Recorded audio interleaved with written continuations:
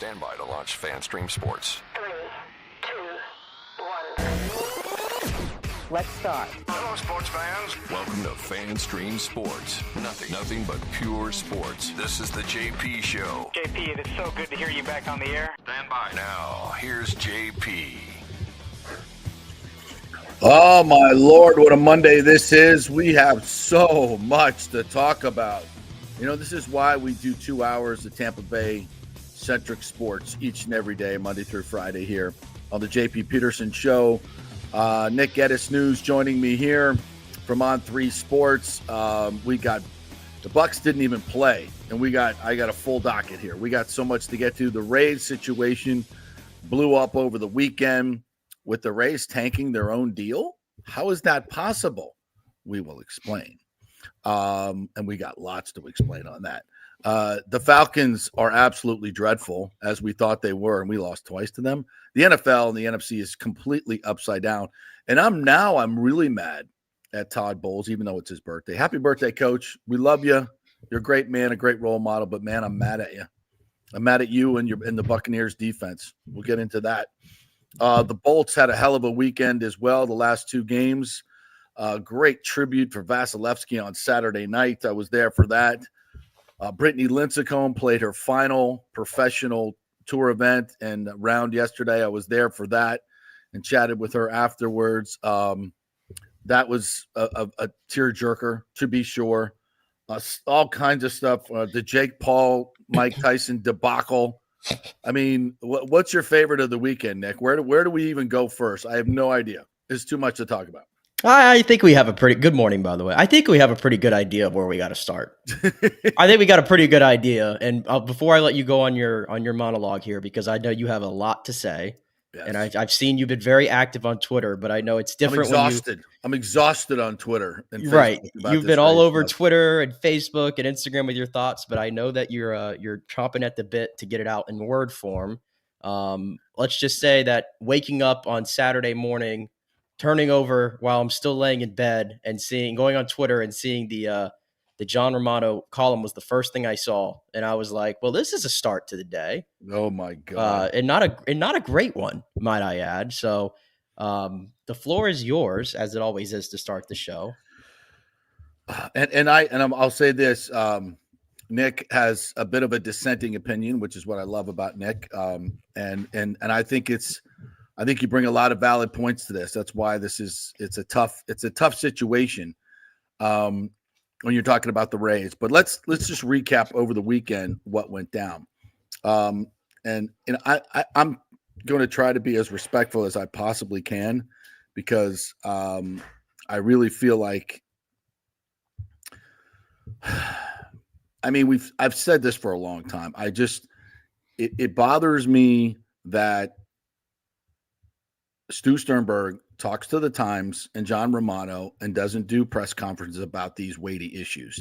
There's a lot of money at stake here. There's a lot of concern about constituents.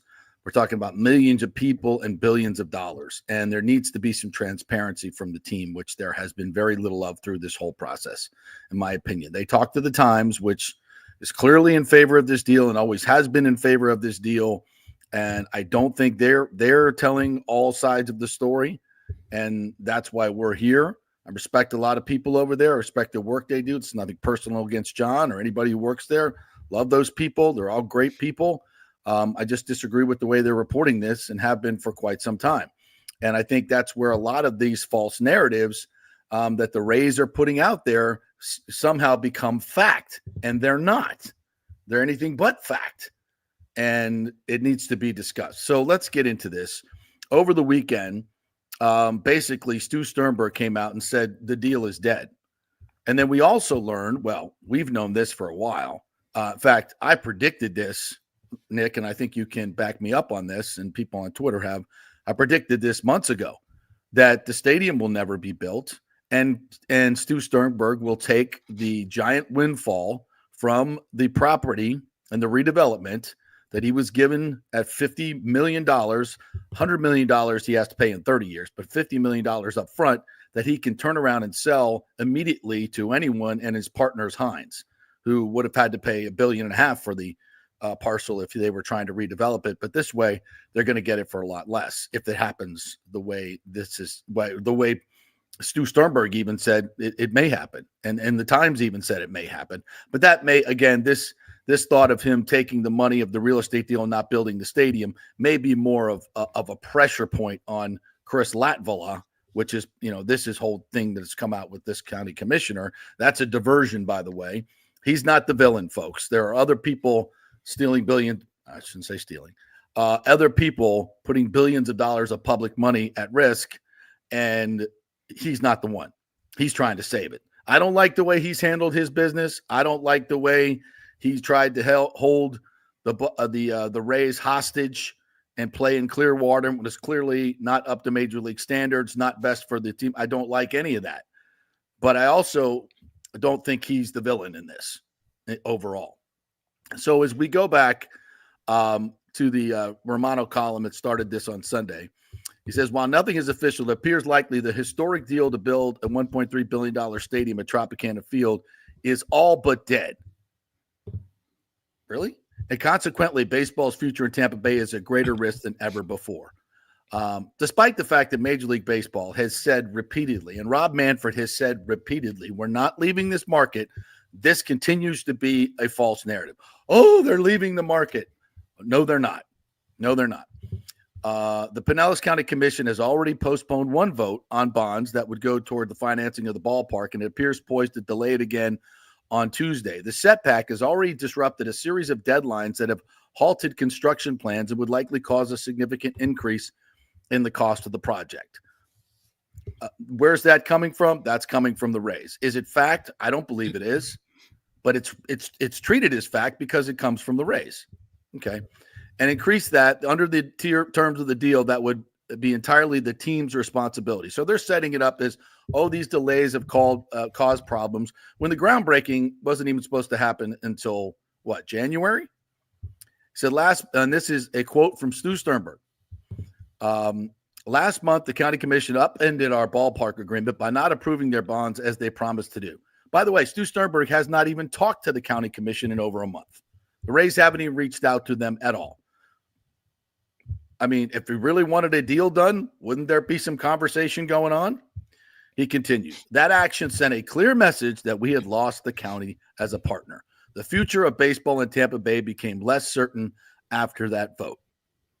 Okay, so all they said was we're delaying the vote because we have billions of dollars in damage from a storm, including beach renourishment that needs to be done. And by the way, the tourist tax dollars can be used for beach renourishment. I know a lot of people are out there saying, none of that money can be used to fix storm damage. That's not true. And that's why the county commissioners had a press conference on the beach saying, what is the federal government doing? Are they going to give us money? And if the federal government says we'll pay for the beach renourishment, then some of this money that is needed for the stadium, still a horrible deal, can be diverted to that. So what the county commission is saying, okay, can we just take a little bit of a pause here and make sure before we spend, and by the way, once again, it's not $287 million, it's $587 million to the county. Okay, that's with interest.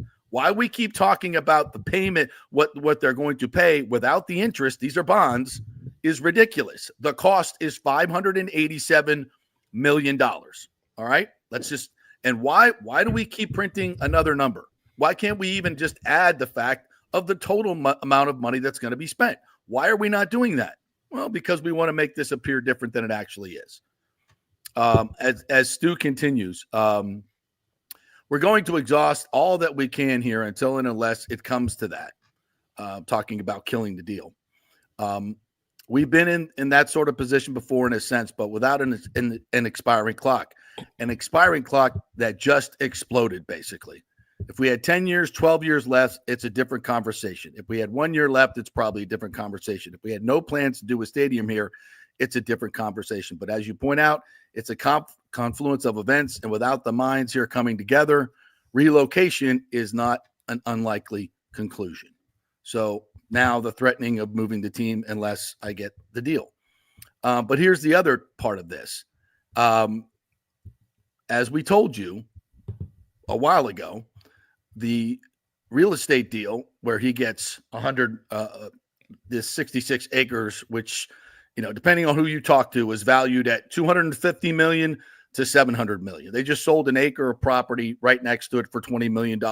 You do the math on 66 acres, and you can't build, high rises on each one of those 66 acres. I get that, but it's certainly worth more than $280 million. That's it, which is where the city quote said it was worth, and that's ridiculous. It's worth a lot more money, and Sternberg's getting it for $50 million, and he can exercise that option even if he doesn't get the stadium built.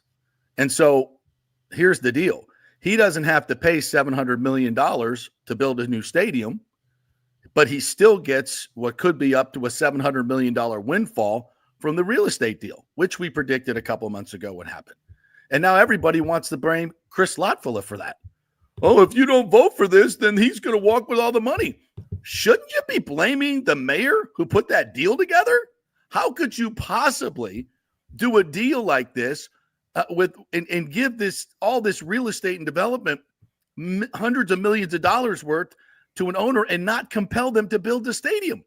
How could you possibly do that? Maybe that's what it was meant to do anyway. Who knows? But you want to blame Chris Lotfula for that? Again, and by the way, he was getting death threats and having, get people arrested because we were making him the scapegoat. Nice job. Nice job. Let's make this guy the scapegoat when he seems to be the only one that's standing up and going, can we just wait a minute here? And before we spend $587 million and commit that money for a baseball stadium that's in a failed location that serves 2% of our visitors? These are all facts, folks.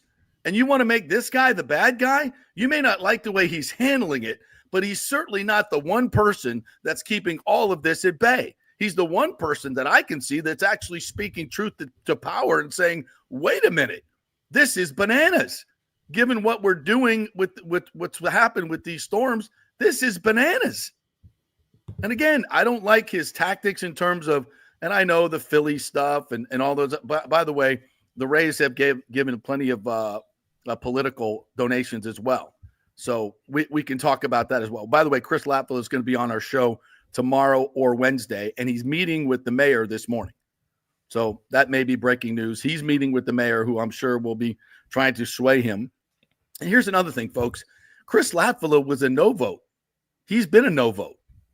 Okay, so this idea that, he's changing his vote or somehow he's the one tanking the deal. He's not the one tanking the deal. The two people that came in that were elected, who the Rays ran against and spent $150,000 to defeat, were elected. Those guys are no votes as well, or so we've heard, which will change it from a 5-2 to a 4-3 against. So, watch out for diversions, folks. This is a diversion, blaming Chris Lotfula, and so many of you are falling for it. Let's look at the bigger picture, not the minute picture.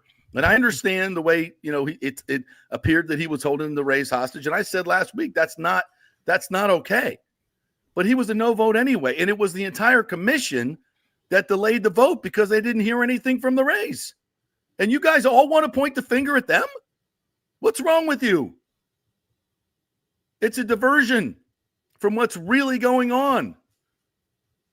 $700 million may be going to a billionaire in real estate that belongs to the city and the county, and he's not even going to build the stadium. And you want to blame Chris Lotfula?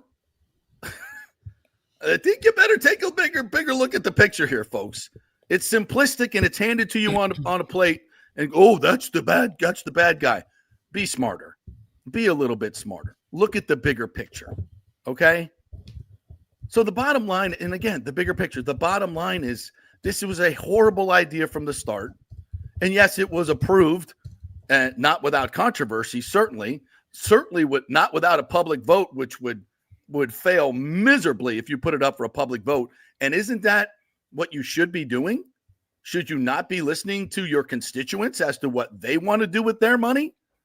I think that might be quite important. It's so corrupt that the St. Pete City Commission wouldn't even allow a straw vote, wouldn't even allow a non-binding straw vote just to see where the public is, because they knew where the public is, and they didn't want everybody to know we're approving a deal that 70% of our constituents don't even want.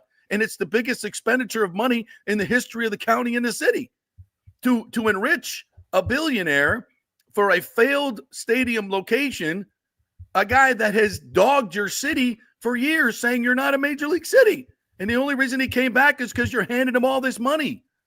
I mean, take a bigger view of this, folks, and stop blaming some guy on the county commission that's trying to stop the madness. And by the way, that's his job.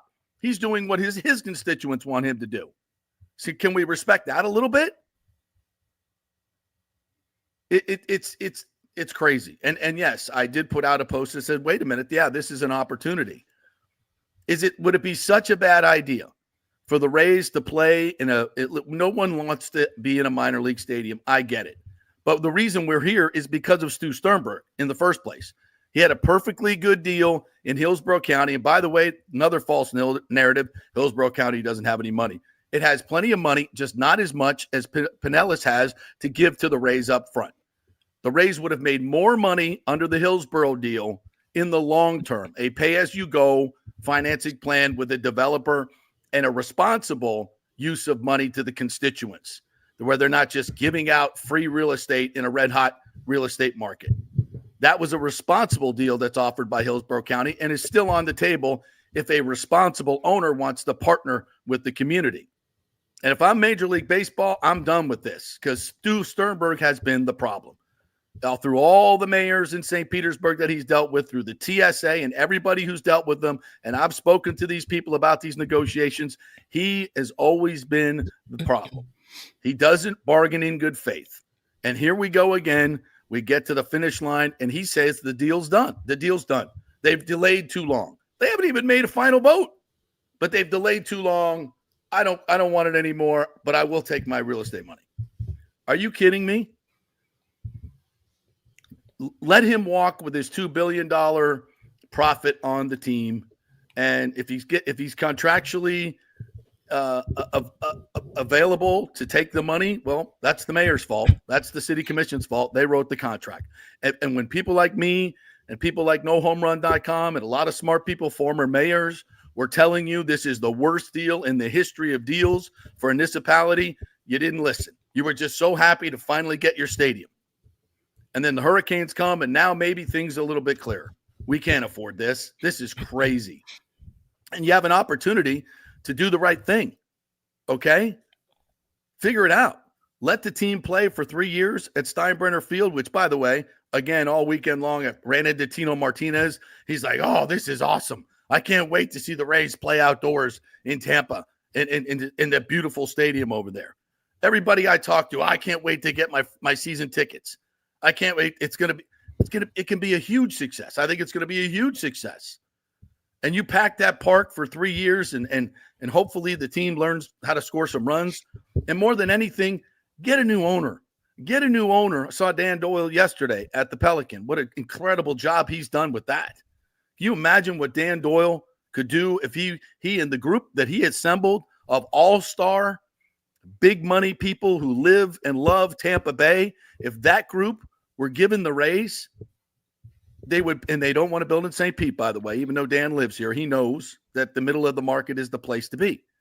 And the other person I spoke with who has endeavored to buy this team, I can't mention his name, but he's a billionaire. And he's the one who told me, I said, the vote's already been taken. You're trying to buy the Rays. You don't want to build in St. Pete. He goes, no. And by the way, he said, no, and that stadium will never be built. I said, really? Well, the vote's done. He said, watch. I said, okay. And I came back to you. And I said, and then I went to the administrators who looked at the contract. And I said, is it possible for Stu to reap the rewards of the real estate deal and not have to build a stadium? And they said, there's a lot of legal opinions on this, but the contracts are written separately. There's like 11 different contracts. He goes, yeah, that's possible. Depending on where you sit legally, that's possible. And now we're hearing, yes, that's possible. And that may be an option that he takes. We told you this. And so here we sit where and maybe Stu ends up taking this profit and taking that money to Tampa and building the stadium and using that money, that windfall, as his part of the deal so he doesn't have to pay anything. Wouldn't that be ironic? Wouldn't that be ironic? But much better would be Major League Baseball, and we've been saying this for a long time. Let Stu walk with $2 billion in profit. Fine, good luck, congratulations, awesome. New owners come in who really want to partner with Tampa Bay, and from what I know of this process and how they've done it in Arlington and how they've done it in Atlanta, I was there when that deal went down, and that's been a great deal for everybody. Don't believe what the newspaper says they've lost. No, Cobb County has absolutely exploded in growth and tax money. So that has been a huge home run for the Braves, who won a World Series with that money, by the way, in case you're interested in the actual baseball product and the money that it brings. That's part of it. But that was a willing partner who worked with the county and the city to make something wonderful happen. And Stu has never been a willing partner. He's always been, what's in it for me? How much is the check? And when he finally got a mayor who would do it, he did the deal. And again, this should have been done 6 years ago. And there should already have been a stadium built that we moved into in 2022. And none of these shenanigans would be going on if we had a true responsible owning partner that wanted to do what's best for the area. Sure, it would have cost him more up front, but in the long run, he would have made more money. And by the way, it's a lot more expensive to build stadiums now. And you think about back then, his $450 million part of that, at least $300 to $400 million of that would have been in naming rights. He wouldn't have had to pay for that. Come on. And we keep trying to point the fingers at other people, and it's just bananas. It's bananas. And I have nothing personal against Stu Sturmer at all. He's a very nice man. I had coffee with him in Cuba. He's a nice man. I just have a huge problem with the way he's run this team and conducted his business in terms of what's best for the public, what's best for the Rays, what's best for the area. And this is another example of how this is not. I mean, why isn't he saying, okay, county commission, look, man, it's 2 storms. I get it. We can delay this a little bit. We'll figure it out. We want to make sure everybody's okay with the deal. And we'll figure it out. A lot of people are hurting. There's 20,000 homes that have been destroyed. Yes, we will. Yeah, we can delay a little bit, make sure everybody's let's talk and he hasn't even talked to Pinellas County Commission. They've ignored them. But yet we're just supposed to throw you $587 million for a deal that frankly is awful. So can we all, including myself, just calm down and try and figure it out? For me, the best way forward, new ownership, people who believe in Tampa Bay. Let's pack the park for 3 years, build something new, maybe just across the way next to Ray J. We'll do 2 stadiums together and do my sliding roof. We can have we fix two birds with one stone. The Bucks need a roof on their stadium. The Rays need a new stadium. We'll build a big entertainment center right in the middle, or we could do it at the fairgrounds. Although Raymond James Stadium is still in pretty good shape. Hate to lose all that, but there's ways to get past this, and the way not to do it is to force this thing to happen. It's a horrible deal financially for the city and the county. It's a horrible deal for the constituents. It's bad for baseball because fans will still not go. And I see this as an opportunity for Major League Baseball to finally put their foot down and let the people who live here and have lived here for a long time and have the best interest of this area in mind and love freaking baseball. Love it. Do what should have been done a long time ago. Nick, the floor is yours.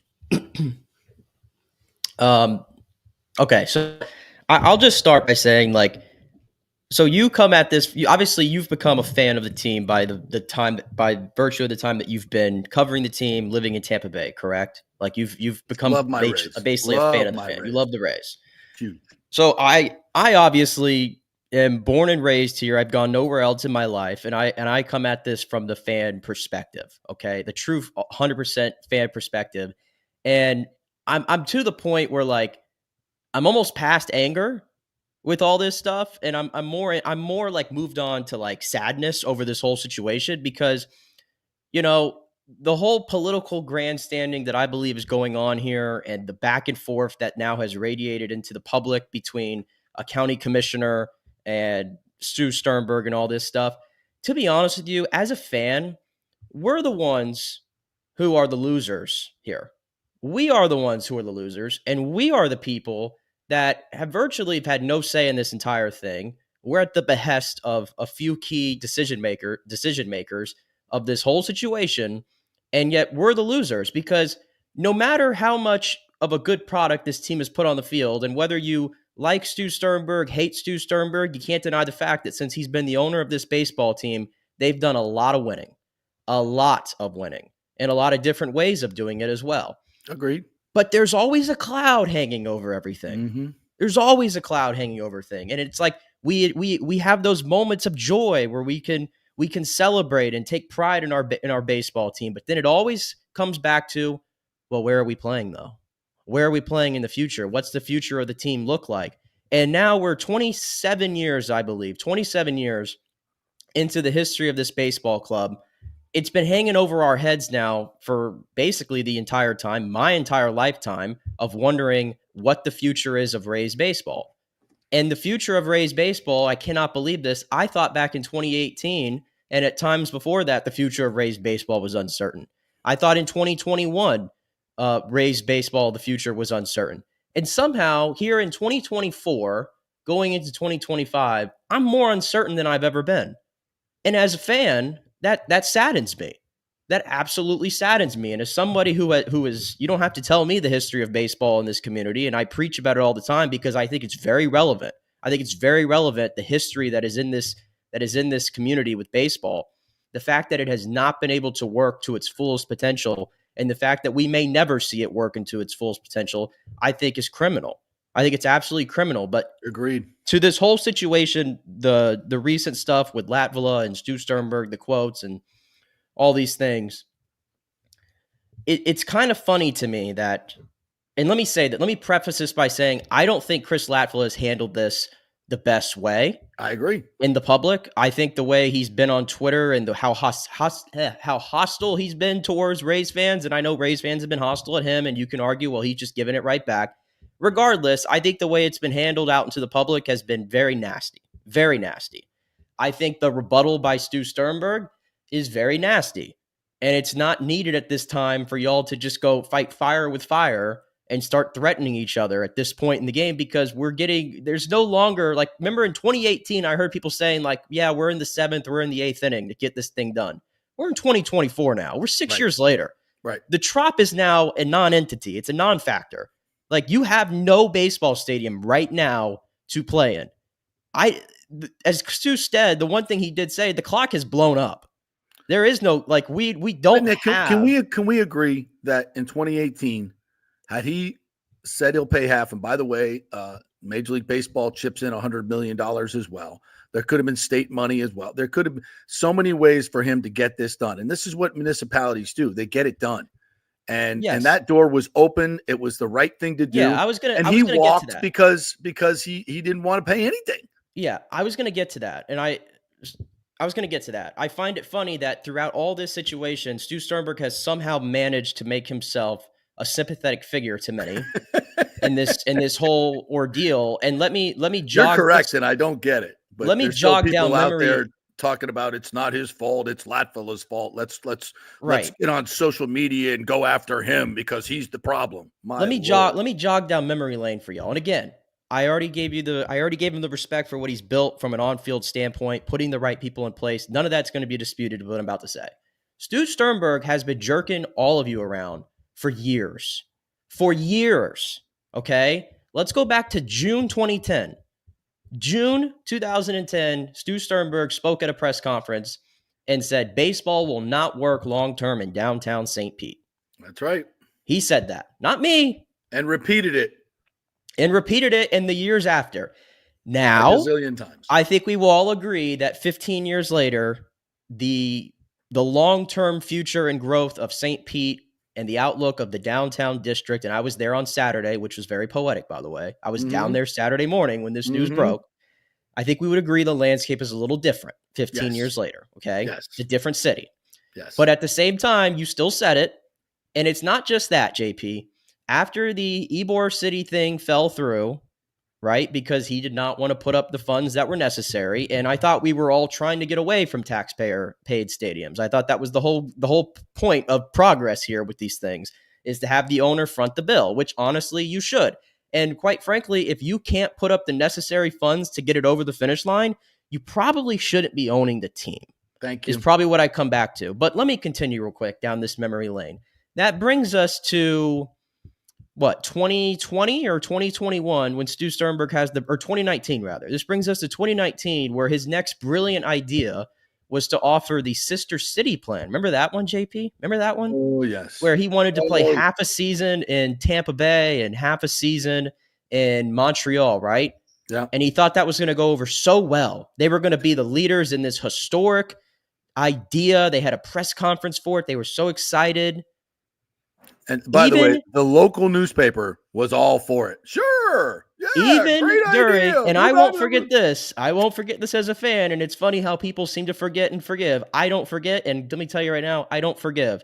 In the 2021 playoffs, when the Rays had just had an 100-win season a year after making the World Series. And again, we're just trying to enjoy our baseball team and the performance on the field and that they were one of the best teams in the league at the time.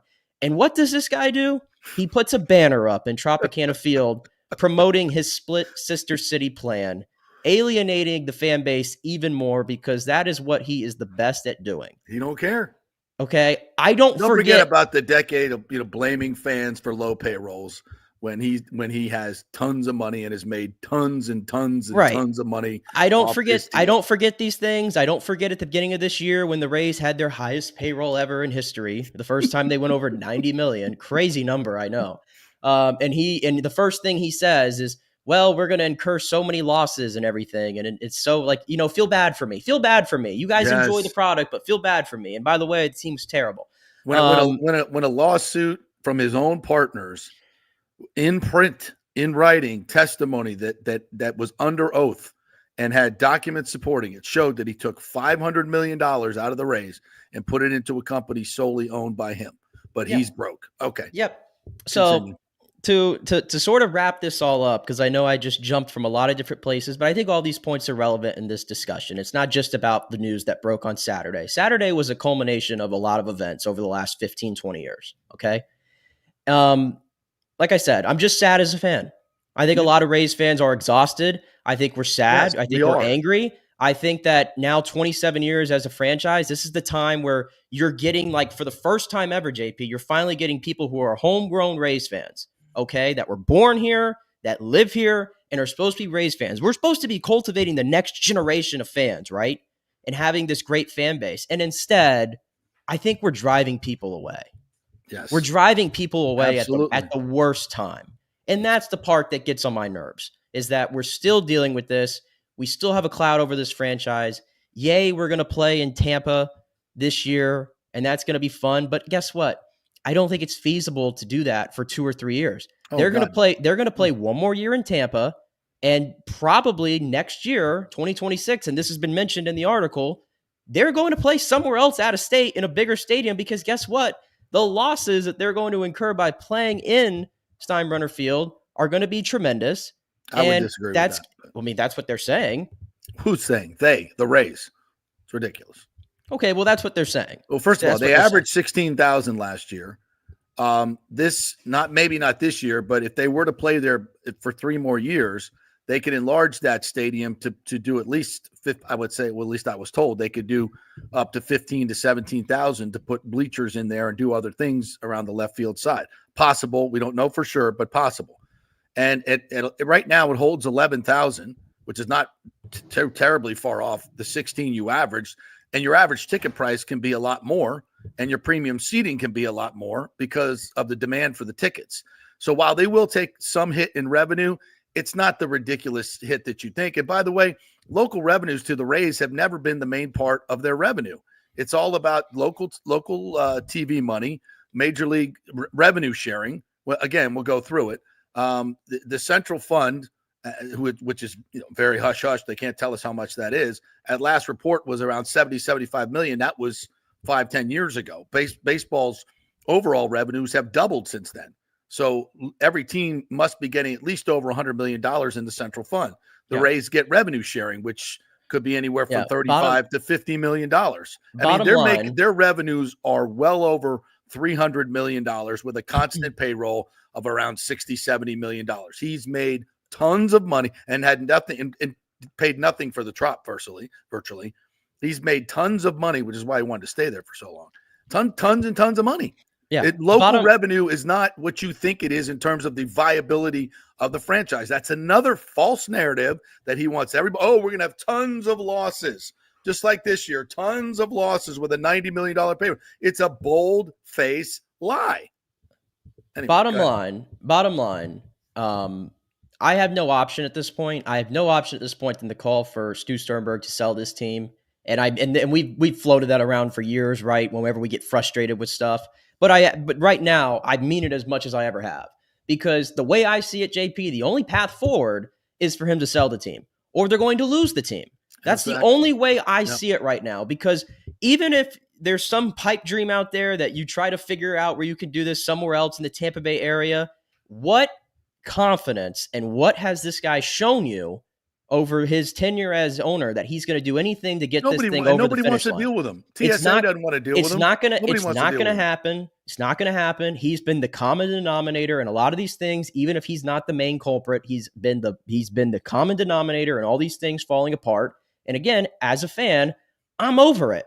And I've got no sympathy for you at all with any of this because you've continued, like I said, to jerk me around for your entire time as an owner on this whole situation and give me false hope and sell me false narratives. You've given me a great team to cheer on the field for the majority of that time, but you've had this cloud over my head, and I'm over it. I think it's well said. I think everybody's over it, and I think you can tell that from the comments as well, and if you could tell that online too.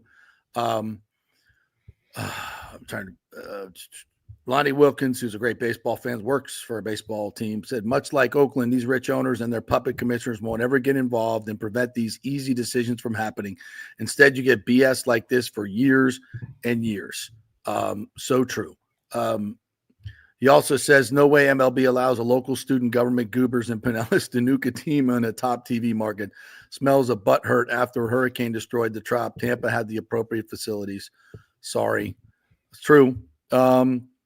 Hey, William Madden says, great show, JP. Do you see MLB making Stu sell the team to keep them in this market?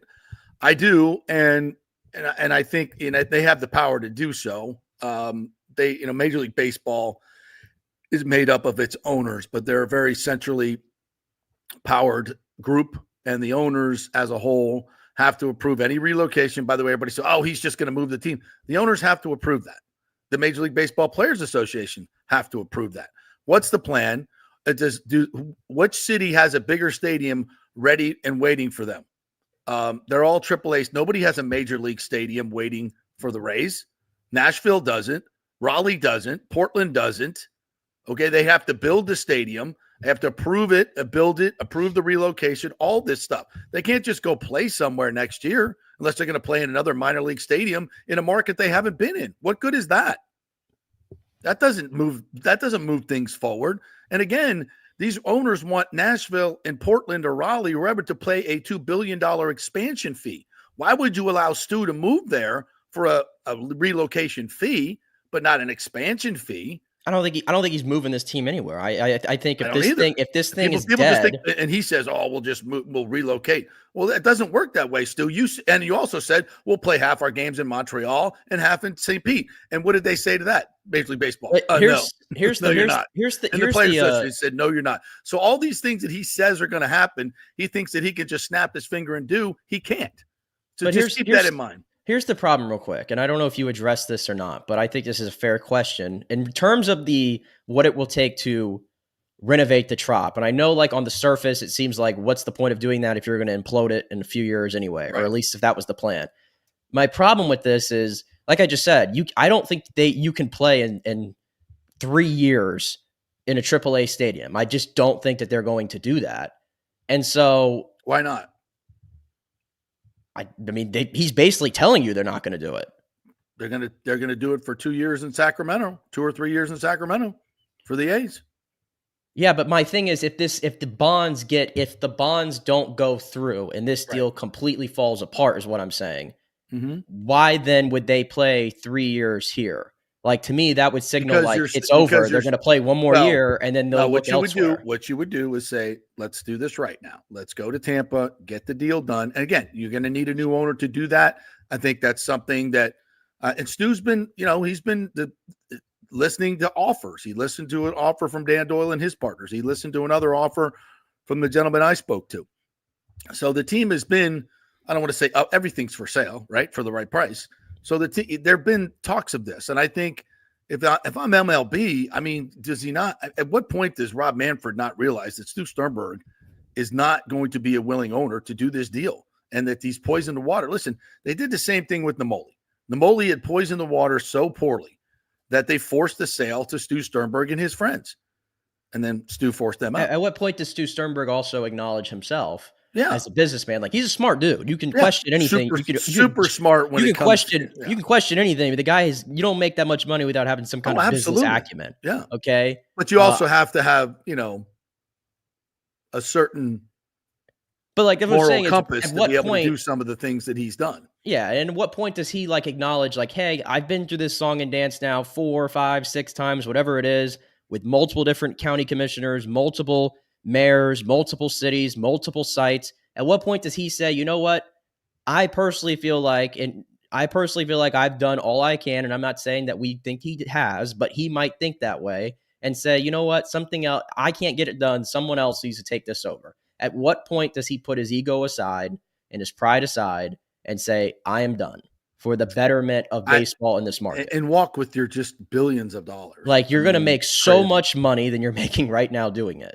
Mark Breslow, you're new in here. We appreciate you jumping in. Thank you for your comments. Said, hi, JP. Would MLB allow the Rays to play 3 seasons at Steinbrenner Field without concrete plans for a new stadium somewhere in the market? Would love new ownership and a real commitment to Tampa Bay. No, Mark, I don't think they would. But obviously they would want new ownership. That ownership, in my opinion, and the people that I've talked to that wanted to buy the team, they want to build in Tampa and they will get the deal done. I've been told that. They do not want a St. Pete's. Obviously, you're going to spend that much money for a team. You don't want to put it in the corner of a market. You're going to buy a new restaurant and build a new beautiful restaurant and have it accessible to the fewest amount of people in the worst location. That's dumb.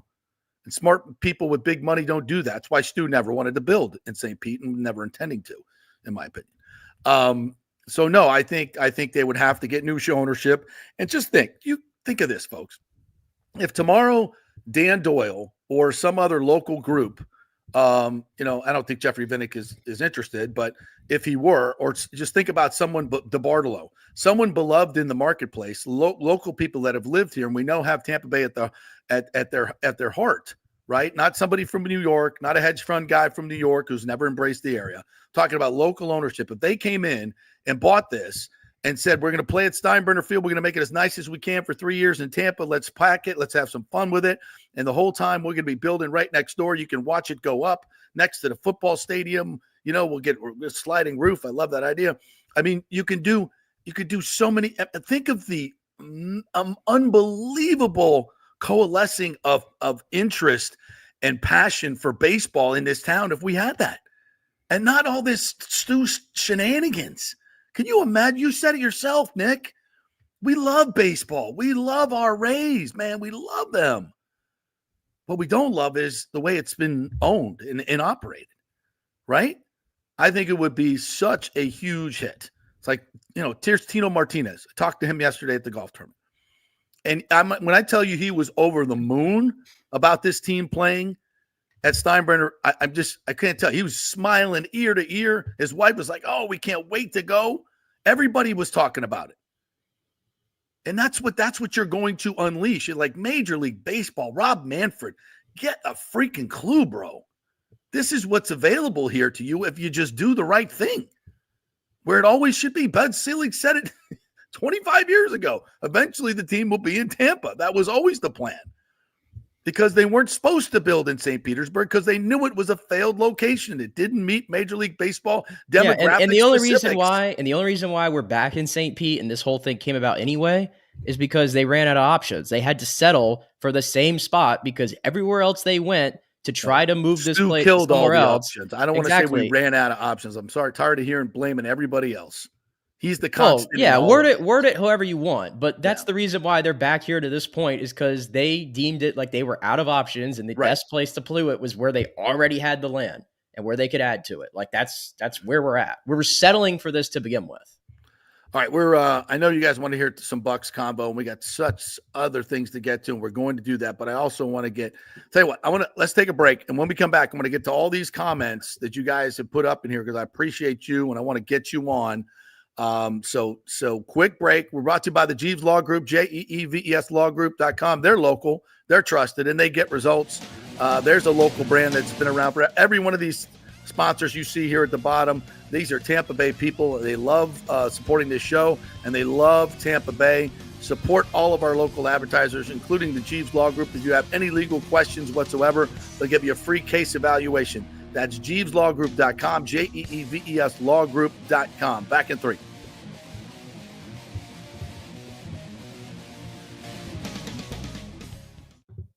Hey, it's football season, and we welcome back the Gator Report every Monday and Friday, sponsored by the Jeeves Law Group, JEEVESLawGroup.com. Just go to the website. You can contact them through there. Scott Jeeves is a tremendous, aggressive attorney and a big Gator fan, so we appreciate him supporting this show and, of course, your Florida Gators. They are local, they are trusted, and they get results. Whether it's personal injury or anything else, any law matter at all, it's the Jeeves Law Group, JEEVESLawGroup.com. Give them a call. Tell them JP sent you.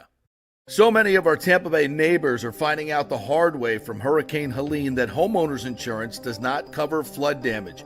You must have flood insurance. It's a separate policy.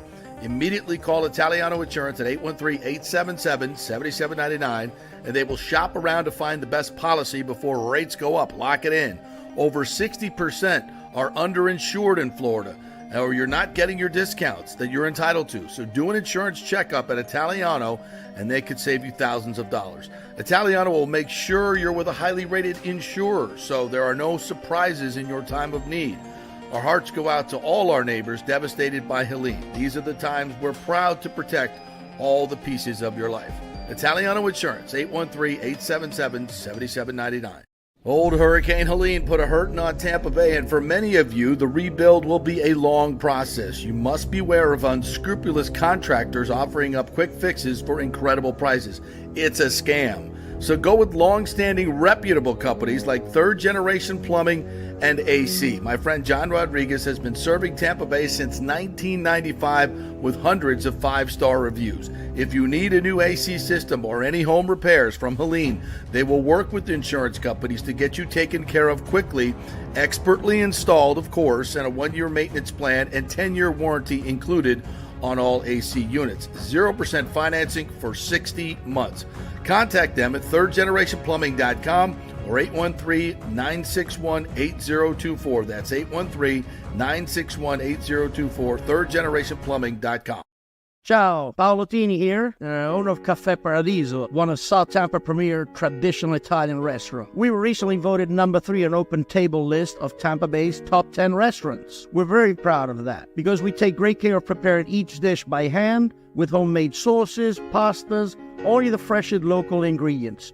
You won't see the big institutional vendor trucks pulling up to our back door. We get our seafood from local vendors. Sometimes I even drive out to Topper Springs and pick out our daily catch right off those boats. So stop by and say hello. Try our traditional lasagna, the fresh veal, some of our signature dishes like capelli al granchio, that is angel hair with lump crab meat, our branzino, that is a sea bass. We're located at 4205 South McDill, and you can make a reservation on Open Table and read all the great reviews. See you soon. Ciao.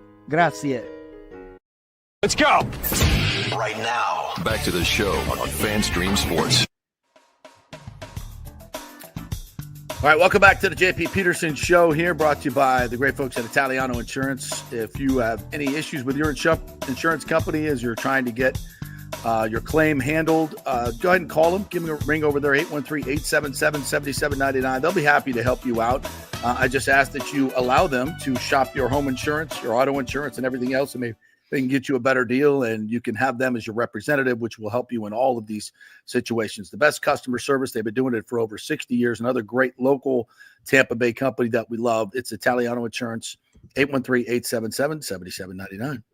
All right, we'll get to the comments in just a second. We're going to chat with our good friend Eric Erlinson of LightningInsider.com and the Lightning Radio Network, who joins us from Amalie Arena, where they're doing a little skating this morning after a weekend Saturday night where Vasi got his flowers, and boy, does he deserve them, huh? What's up, B? How are you? Morning, gentlemen. What a weekend it was for Vasilevsky, right? He picks up career win number 300 on Thursday, and a very impressive win over a very good Winnipeg team. Fastest goaltender in history to do it, reached it in 490 career appearances to get that 300 wins. Now, shootouts sort of skewed that a little bit, but Sergei Bobrovsky didn't get there faster. Right. Marc-Andre Fleury, who came in, he only played a little bit in the non-shootout era, so great weekend. And then I don't know how in the world he went through that pregame ceremony on Saturday with his wife and his kid there, and the flowers and the watch and the gold stick, and then he went out and shut out the Devils, who just went down and whipped up on the Panthers for a couple of games. Very, very impressive. It's too bad that they couldn't finish off that game last week against Philadelphia, because on this 3-game homestand, they allowed 2 goals, and it really should have just been 1. So how much would we be talking about a team that allowed 1 goal in a 3-game homestand and a goaltender who's, despite what people tell me, he is so far not gone. He is as good as he's been. His numbers over the last ever since he got pulled against Toronto last month, his numbers, I think his save percentage is around 950, 960, somewhere in that range. Sub 2 goals against. He's doing okay. He's doing okay. He's doing okay. And I thought it was so poetic. And I think both of us mentioned this on the post-game show, because Vasi said that, his favorite gift was the way the guys played in front of him. And I'm like, that is so quintessential Vasi. And I said, how many gifts? He said, I got so many gifts. I said, how many gifts have you given us? 2 cups, endless moments of just pure joy, watching you play, time after time, just the entire stadium just going, oh, my God, I can't believe he made that save, and the Vasi chants. I mean, we have been treated. And I also made this point, for football fans out there that maybe, don't know the inner workings of hockey. This is like having your franchise quarterback for 20 years, and you don't have to worry about the position, which frees you up to do so many more things. I mean, think about Brian Engblom mentioned this the other day, Eric. The Devils have gone through 9 goaltenders in 3 years. I think it is 9 goaltenders trying to find a guy. I mean, they maybe finally have one in Markstrom, but we don't have to worry about that. We haven't had to worry about it for a long time. And that's why having a goalie like this is a godsend. And man, he's going to be on Mount Rushmore of Tampa Bay athletes by the time he's done. Your thoughts? Yeah. We're going to have a very big Mount Rushmore for Tampa. I know. It's going to have to go way past 4 just on who's going to be there from the Lightning as it is. But they have their own. This is – I wrote this after Thursday's game, right, when he broke the record and he picked up his 300th career win. Sometimes recognizing greatness in the moment is like being in the middle of the forest and trying to find the tallest tree. Yeah. You understand it's there, but you can't find it because you're in the forest. It's not until you step outside and you see the vastness of it and understand how great of a goaltender he is. I mean, he's already got a Hall of Fame career and he's only 30 years old.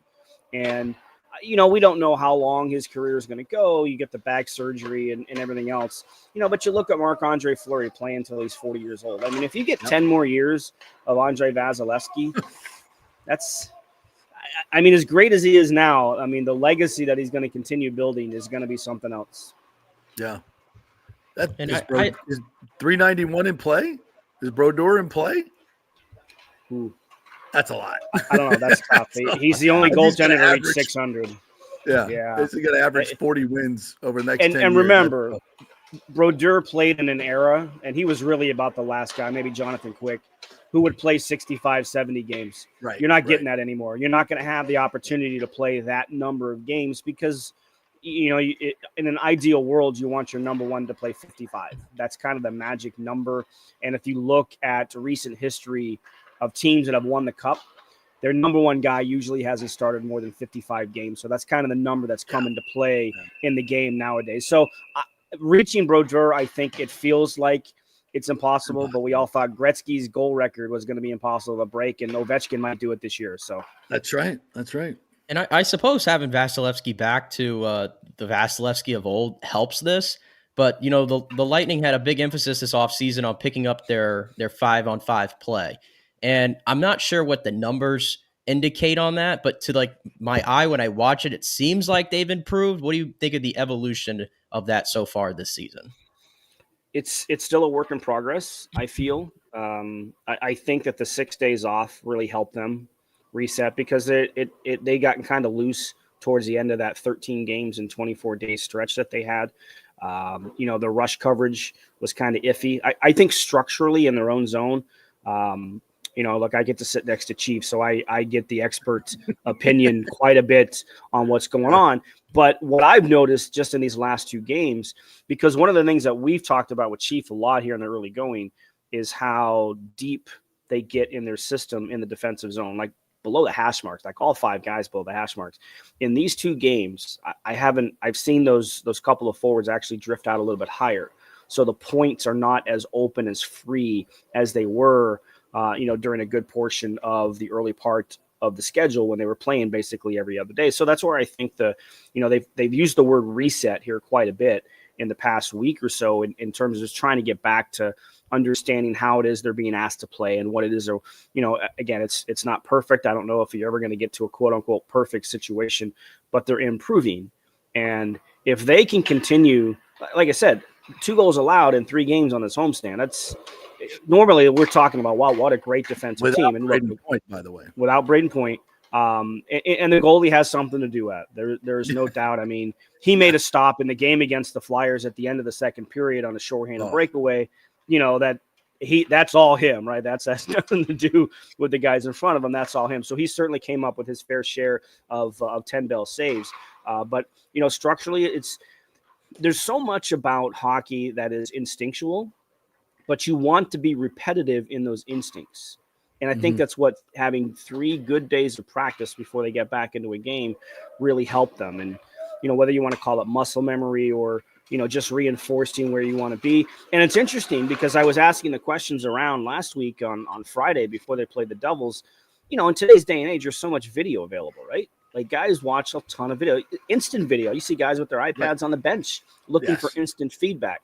So why can't you just use video to reinforce everything you're doing? And it was because of, you have to have that feel on the ice. Like you have to understand where you need to be on the ice by being on the ice. So it's not just video. So that's where I think those 3 days of practice really kind of brought some back of the structure within the instincts, because we know it's a fast game. There's so many variables. But if you just understand where on the ice you're supposed to be at any given time, it just helps with those instincts. And that's why, Coop has used this line a lot. The regular season is a dress rehearsal for the playoffs. It's just about getting your things right. So that by the time you get to the second half of the season, those instincts are down within the structure of how you want to play. And, I remember the famous line from John Tortorella in 2004, you open the door and you let them play. That's the ideal way you want to get to. Yeah. Eric Erlinson joining us here, lightninginsider.com and the Lightning Radio Network. Obviously it's not just Vasi, but special teams have been huge, and that helps in practice to get those down, right? 9 for 9, I believe, on the penalty kill against Winnipeg with 5 for 5, and they had theirs was 43% coming in, their power play. The Devils, the second highest scoring team in the league. You just played the 2 highest scoring teams in the league and allowed 1 goal. So, and special teams are a big part of that. And obviously the goalie is the best penalty killer, and he showed that. But how about these, and I think they mixed in a power play goal in there as well from Cirelli. So that's been impressive the last couple of games. Yeah, they actually got 2 power play goals. Hetty's goal was a power play goal, which, they came in having not scored a power play goal on home ice to start the year, which is just astonishing to kind of think about. But they finally snapped that little streak. The big thing, though, is the penalty kill. It was really leaking oil there for a while. And it was kind of mystifying in a lot of ways because, okay, you brought back Ryan McDonough. I know he wasn't here last year on their top 5 PK unit, but we know how good of a penalty killer that he is. And for the most part, the forwards are the same. You just swap out Tyler Mott for Zemgus Girgensons there, paired with Luke Glendening. So it's basically the same personnel, and they weren't getting anywhere near the same results. So that was mystifying. I think it was frustrating for the guys a little bit to kind of see him go in. So I think it's something that they really took some pride in. And not only was Winnipeg's power play at 42% or whatever, they were 50% on the road. So, they shut them down. And in important times of the game, I mean, the Jets had 2 power plays in the third period that could have turned momentum back towards Winnipeg's favor, and they went out and did the job. So that's something you can really kind of hang your hat on if you're the Lightning in terms of your penalty kill. The power play, it's still a work. It's still in progress. You get the results, and they were important goals in both of the games, no doubt. But they're still figuring it out, right? Like now you're back to Hagel on the top power play unit, and you'll get Braden Point back. I mean, he's back out on the ice right now. He's skating with Gensel and Kucherov, so it looks like he'll be ready to return tomorrow against Pittsburgh. And that's certainly going to help. But it's that again. I think we're going to be talking about the power play all year, just in terms of can you find some consistency? Can you find? You're not going to find what you had last year for sure in the last couple of years because you don't have the same type of weapons. Specifically the guy over in the left circle with Stamkos and Nashville. So you don't have that. So you're going to be continually looking. I think it's going to be an evolving situation throughout the year. And talk a little bit more about Gensel in particular, because, I mean, he's been obviously coming in and everybody was obviously going to compare him to what 91's doing in Nashville. And we know how that's been so far. But Gensel, since he's gotten here, has been so steady really since night one and playing on the top line, which he's done his entire career, playing with great players. But in these last 2 games, would point out, like I've been seeing like a budding chemistry between him and Nick Paul of all people. So just talk about, again, just how he stepped in here and filled these shoes so far. Such a smart player. He's so smart in everything he does, and not just finding some of the soft spots. And, you think about his goal against Winnipeg and understanding. I don't think you're expecting Nick Paul to pass the puck back through his legs like he did, but he was in position in case it was there. Right? Like that's probably just understanding of having played with Sidney Crosby for all these years, because Crosby would pull those type of things out of his bag of tricks. So certainly there's I think Jake Gensel has found chemistry with whoever he's played with. Whether it's Point and Kucherov and seeing these past couple of games with Nick Paul, and even just little things. Like I was watching the other night where he's carrying the puck up the ice, and as he's approaching the blue line, you know what he does? He just takes a quick peek. Okay, what's coming? Do I have a play to make? I don't. Okay, I'm dumping it in. Right? Like it's little things like that players understand that if I try and force a play, and we've seen this many times, no matter who's had the puck on their stick, whether it's Nikita Kucherov, Brandon Hagel, Steven Stamkos, Braden Point, sometimes they try and make plays at the blue line and it gets them in trouble. Well, okay, there's no play to be made. I'm just going to dump it in. And if we can't get it on the forecheck quick enough and we do give the puck back over, guess what? They got to come 200 feet, not 125. Right? So you don't cut the ice in half. So it's little things like that you understand what type of a player Jake Gensel is as well.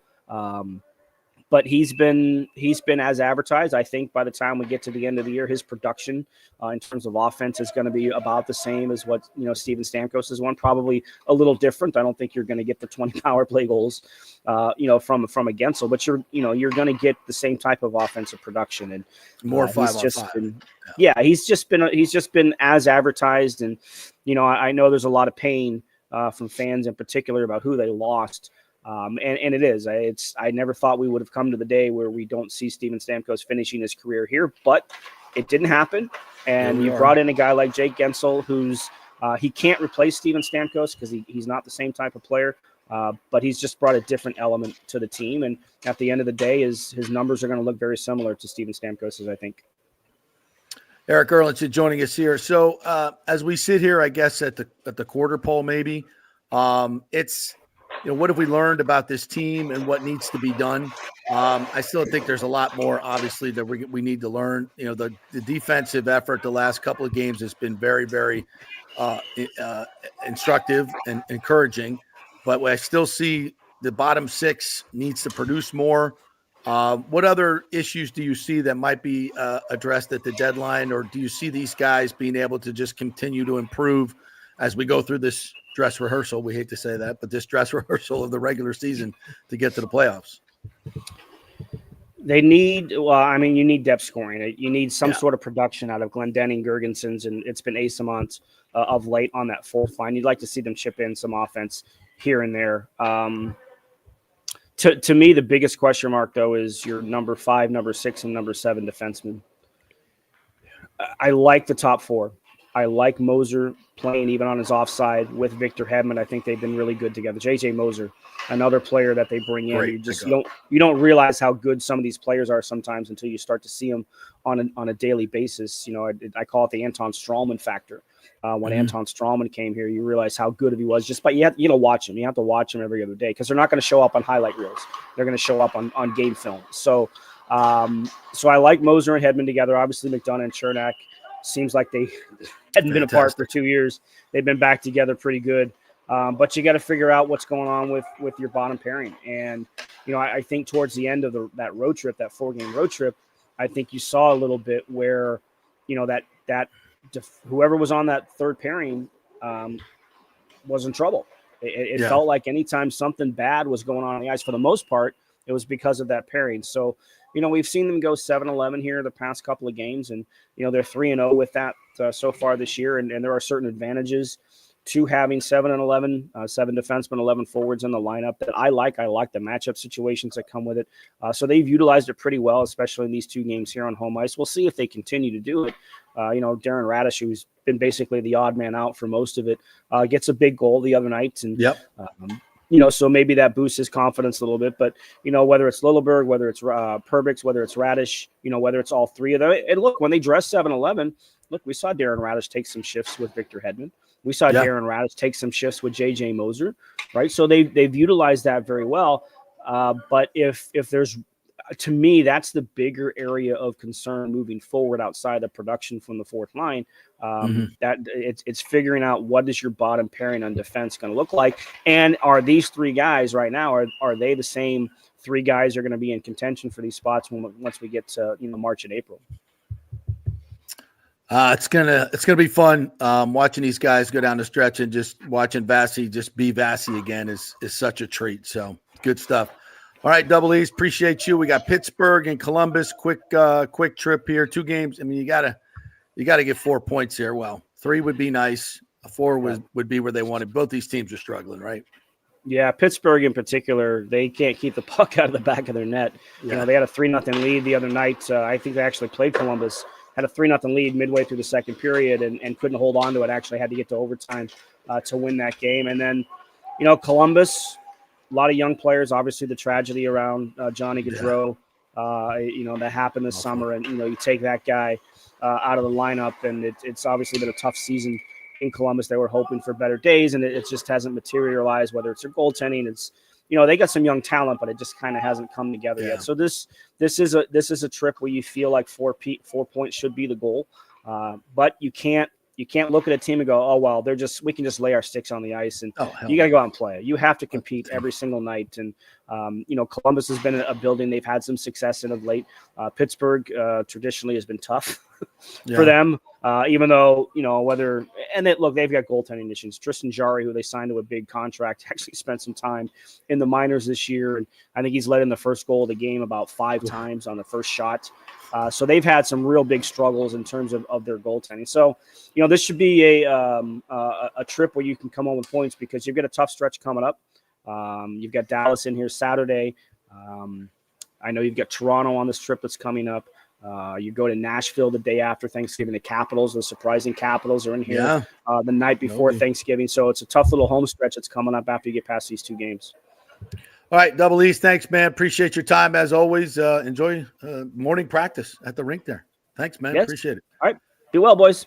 Get a I'll talk to you. subscription Happy to Thanksgiving. Lightning Insider. Yeah, man. Same to you. Get a subscription to lightninginsider.com. It's the best you will find. Just go on the website there, and it's $40 for the year, like $3 a month. It's a no-brainer, and you're supporting a great dude in Eric Erlinson. So go do that. Lightninginsider.com. If you're a Lightning fan, it's a must-have. Really, really good in-depth stuff from a guy that's been give you that perspective of covering the team for 30 years. All right. Let's take a quick break. We'll come back. We'll get to the comments. I got lots of Buccaneers stuff, got lots of NFL stuff. Brittany Lincecum yesterday. I want to talk about that. Jake Paul, as Eric Erlinson mentioned him, that's our new line, Jake Paul. Lots of stuff to get to. Stay with us. Quick break.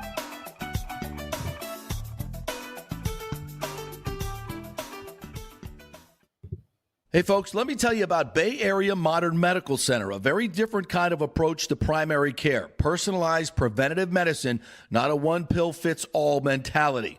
Christopher Lugo and his experienced medical staff are proactive in looking at issues before they become a problem, encouraging a healthy lifestyle with proper diet, supplements, and exercise to optimize your active lifestyle. Rather than the impersonal, rushed approach, you will be the only patient and will have our full attention. That's new. Getting old is inevitable, but feeling and looking old is avoidable. Bay Area Modern Medical Centers are experts in anti-aging regenerative medicine that optimizes your body's performance in many areas. So call for an appointment to get started on a journey back to full health and a happy life with a new, modern way of healthcare. Call 844-977-3477 or go to BAMMC.com. That's 844-977-3477 or BAMMC.com.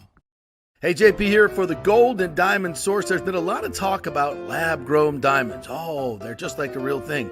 No, they're not. They're not the real thing. They're lab-grown. They're fake. You want to give your honey a fake diamond? Not a good way to start off the relationship, folks.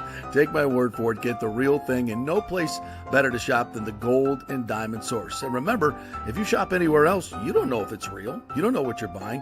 The Gold and Diamond Source has been in business for over 40 years. Julie and Steve Weintraub, great benefactors in our community. You know it's real. It's the only place to shop. And if you're planning to purchase for the holidays, don't forget to take advantage of our layaway offer at the Gold and Diamond Source. You can reserve your favorite piece now and pay in easy installments, making your holiday shopping stress-free. As always, we offer up to 5 years interest-free financing for just $84 a month when you finance $5,000. It's the only place to shop for the holidays. It's the Gold and Diamond Source. 3800 Overton Road, always online at thegoldendiamondsource.com. Hey Tampa Bay sports fans, this is two-time LPGA major champion Jane Geddes here. After winning the US Open and 10 other LPGA events, I wanted to try something completely different. So I came right off the top turnbuckle and landed in the crazy world of WWE. And yes, you heard that right. That's WWE. Working for the Vince McMahon as the VP of Talent Relations for the company. Now, though, I want to work for you. Everything I've done in my life, I've done with incredible passion. And now I've turned my focus to leading the best real estate team in Tampa Bay, the Geddes Gordon Group with Keller Williams in South Tampa. If you're looking for a new home, an investment property, or looking to sell your current home, we will give you major championship level service. When you choose Geddes Gordon Group, you become part of our inner circle, like family. So if you're looking for a few golf tips or a golf course view, we're going to stripe it right down the fairway. Call me at 813-485-6808 or go to gettysgordongroup.com, or again, give me a ring at 813-485-6808. Let's go! Right now. Back to the show on FanStream Sports. All right, welcome back to the JP Peterson Show. Oh, got you back. Perfect timing, I guess. There you go. Almost perfect. Almost perfect. You can bring it back, you know. Absolutely. I didn't bring it back. I brought it back. I was about to jump right into the comments there before you came in. Huge thanks to Eric Erlinson for taking time out there at the morning skate to chat with us.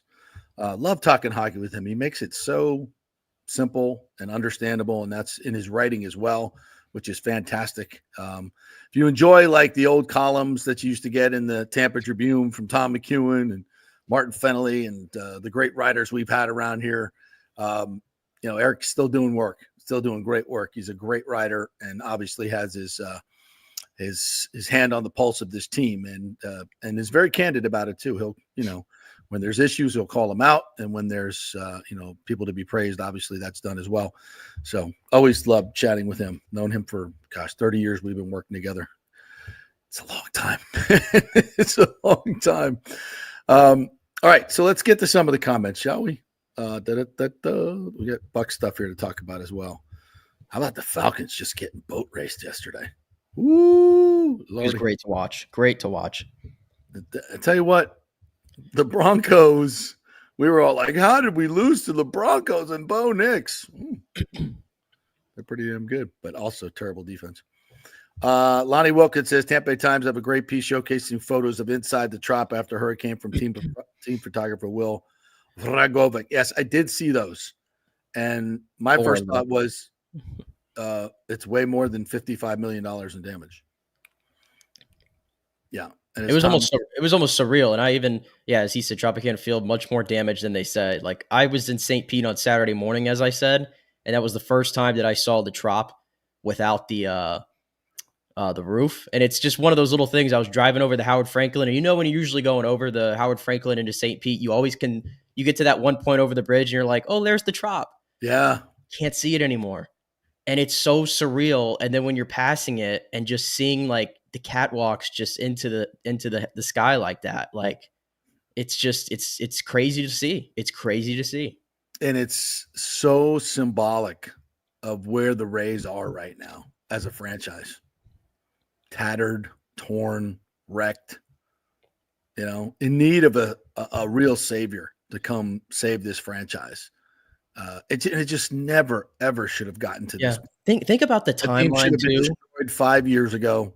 Its timeline, its useful life was well past. The roof was 10 years past being replaced when it needed to. This is just a matter of time this happening. Think about the timeline too, JP. And I know these two events have nothing to do with each other, but in terms of the Rays themselves, and like you said, being tattered and broken and everything and needing a savior, there was a Sunday day, JP, in August of 2023 where the Rays were playing the Dodgers, and that was the first we learned of the Wander Franco allegations. Remember that? I remember that day. And it seems like ever since that day, there has not been a single thing that has gone right for this franchise. It's like it started with that, and then it just, over the past calendar year, has just gotten progressively worse. It's bad karma. Just think if he would have ponied up his portion at that particular time, which, of course, you didn't have to write a $450 million check. If he'd have done the deal with Hillsborough in 2018, and I know that the Hillsborough deal wasn't perfect, but it could have evolved into something, as they worked through it the whole time. Maybe it would have been a year delayed or what have you, but they'd have figured it out and they'd have got it done because it was the right thing to do. And there was a lot of money to be made. And we'd be sitting in a brand new stadium. I would like to predict that it would not have been damaged by the hurricane like this one, because it wouldn't have had a fabric roof. And we have a lot more money to spend on players. We'd have a great indoor stadium, centrally located. Attendance would be up, in my opinion. All these great things would be happening. Now, does that affect the Wander Franco thing? No, it doesn't. But it just feels like this has been a slog because it's not being run the right way from the top. It just hasn't, and they've won games on the field, and I can't take that away from them, but that's not, it takes so much more to win championships. We've seen it from our other teams. And that's, when the other teams have really dialed into the community, that's when they've had their most success. I remember Tony Dungy saying that when he came here, and Derek Brooks tells this story all the time about tying into the community. First thing Tony said when they got in their meeting was, we're going to win the community. We're going to do all the right things. And if we win over the community, the winning will come. And they're all looking at each other going, what the hell is he talking about? What does charity work have to do with winning on the field? Well, it starts with having that partnership mentality and having everyone rowing in the right direction. And then you start to fill the stadium. You start to win. Because being great in the community means you're making the right decisions, selfless decisions. You're doing it for something bigger than yourself. And Tony knows the magic of that as a man of faith. And once you tie into that, and have you ever felt that with Stu Sternberg? Everybody rowing in the same direction, the fans, the team, the money's being spent. No, it's always been this. Him blaming the fans for not, coming. You're in a bad location. It's one of the reasons they don't come. You got a crappy stadium. You can't get a stadium built. There's always this disjointed feel to this entire franchise. Am I wrong? It's No, never I been. no, I already gave you my feeling. I already gave you my stance earlier in the show And you're, from a fan's spot on. perspective, and I think I Yeah. echo a lot of the fans I mean, of think how about we the feel. Lightning. Think of how Jeff Vinnick brought everybody together. And it started with what? The community hero. $50,000 every night.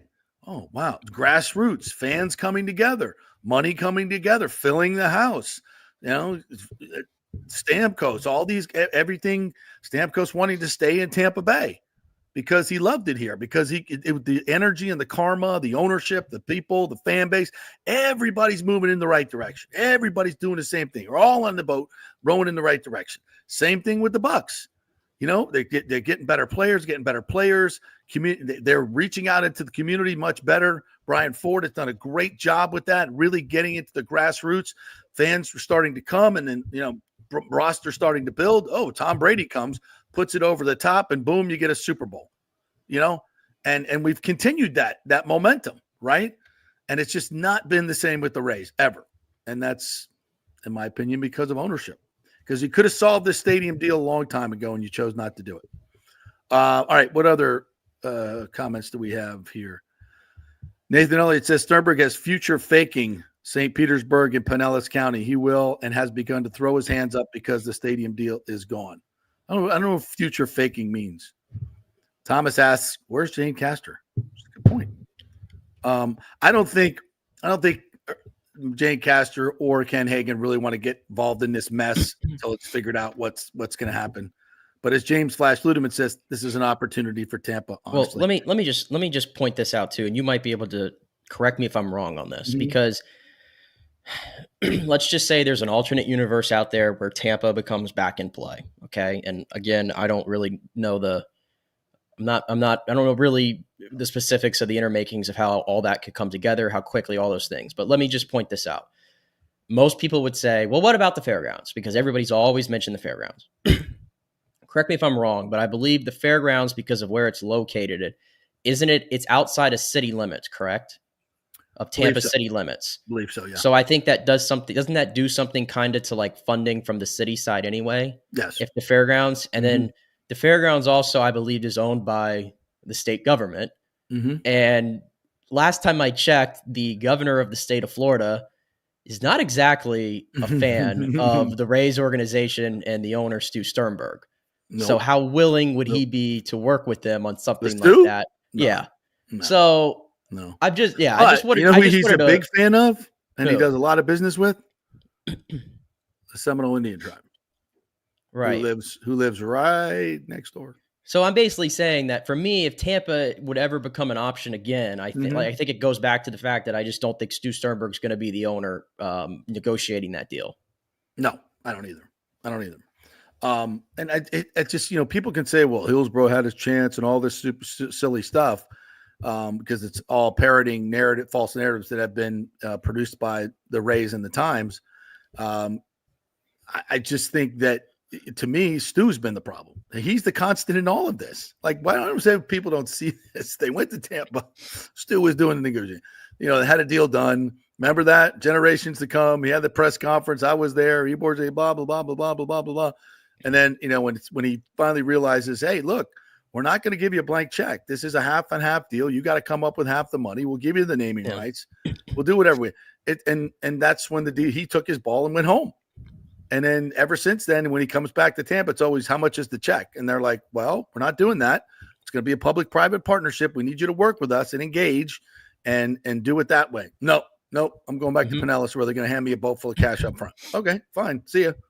And as Ken Hagan texted me the other day, as he's always said, if things don't work out, we're always open for business here in Hillsborough County. Now doesn't say, oh, Hillsborough doesn't have any money. Yes, they do. They've got bed tax money just like Pinellas. They just don't have as much of it, and they're not going to give it to Stu up front. It would require more from the owner to a do developer. his part. And you need a third partner. Yeah, you need three parties. Daryl Shaw, which is obviously doable. Daryl Shaw's been begging to do this deal forever. Now, I don't know if that, he's moved forward with his parcels. The Ybor Harbor thing, I don't think is so far along that it can't be resurrected. But there's a way to get this done in Hillsborough County. It's just not with Hillsborough County paying for everything like they're doing in St. Pete. That's not going to happen. And it shouldn't happen. It just shouldn't happen. Absolutely 100% should not happen. So again, a responsible owner. And I'm telling you, if somebody came in and did this, and it was new ownership, and it was, like I said, a DeBartolo, a Dan Doyle, this anonymous person, I can't say his name, who I've spoken to this about, wants to build in Tampa, has some ties to Seminole Nation. I could say that, and Hard Rock would get involved. Do you think the state, who just did a humongous deal with Hard Rock? I mean, DeSantis and the Seminole Indians are very chummy. Would they give the state land to them and make it part of the tribe if they could, if that's available? Whatever the state could do within working with the Seminole Indian tribe, I think they would bend over backwards. I think that's a key to getting some state money. A sports book, all of this is there's a lot of money to be made. And if somehow you could, build a complex that included a new football stadium and a baseball stadium and a huge casino in the middle and, all that stuff, I think would be the absolute pinnacle of stadiums and that would just be insane. Mm-hmm. And you would bring in, we're a tourist economy. What brings more tourists than sporting events? National championships, WrestleMania, bowl games, all Super Bowls, obviously, all those things. So you can make the money work because it's in the right area, and you're drawing from two top 20 markets in Orlando and Tampa, with Pinellas, on that side of it. And Pinellas plays a very important role in the ecosystem. That is the place for tourism. It's a place for great beaches. It's a great entertainment downtown. It's just not the place for a baseball stadium. Great place for a soccer stadium. You can tell me all you want about how Tampa didn't do their part and didn't step up to the plate, whatever you want. Well, even there's been hostility between Pinellas and Tampa residents, and I hate that. And I know the comment I'm about to make is about to add to that. But at the same time, the stadium has been in downtown St. Pete for 27 years. If fans in Pinellas really cared, they would have gone to the games too. Because there's enough of a population in Pinellas County to draw more than 10 to 17,000 people on any given night to these Rays games. Right. There's enough there without even having to rely on people from Tampa to get their ass. They live a lot closer. Okay, so for you keep telling me about Tampa this, Tampa that, I don't think Pinellas residents are off the hook. And if they had gone to the games more as well, we probably wouldn't even be in this situation. Well said. James Flash Ludeman says, as a fan of the team since 98, I completely agree with Nick. The best case for Rays baseball is to move to Tampa. I live to St. Pete and love going, but if you want more butts in seats, which is the goal, then you have to make the geographical sense of people traveling. If people from Pinellas travel to Lightning and Bucks games, which they do, then what's the big deal? The Rays fans going to Tampa. Thank you. Some sense. Nathan says Sternberg has a location that is not in Florida in mind. He will either move or sell the team before they play in a new stadium in Tampa or St. Pete. He was trapped, but the storm set him free. Again, Nathan, he can't do it unilaterally. He has to have the approval of Major League Baseball and all the other owners who don't necessarily care for the way he's done business, thus the shutdown of the two-city plan. Like Nick said earlier, with the fans are the ones impacted most, like the kids in a nasty marriage. Good morning, Nick. Said Nick, you made a lot of points, but what was the common denominator in all those negative points? Stu Culver. Bernie 7044. First time I've seen you in here. What's up, Bernie? Now I get it. They're called Tampa Bay for a reason. Steinbrenner's a better venue than what they're playing in now. Better location.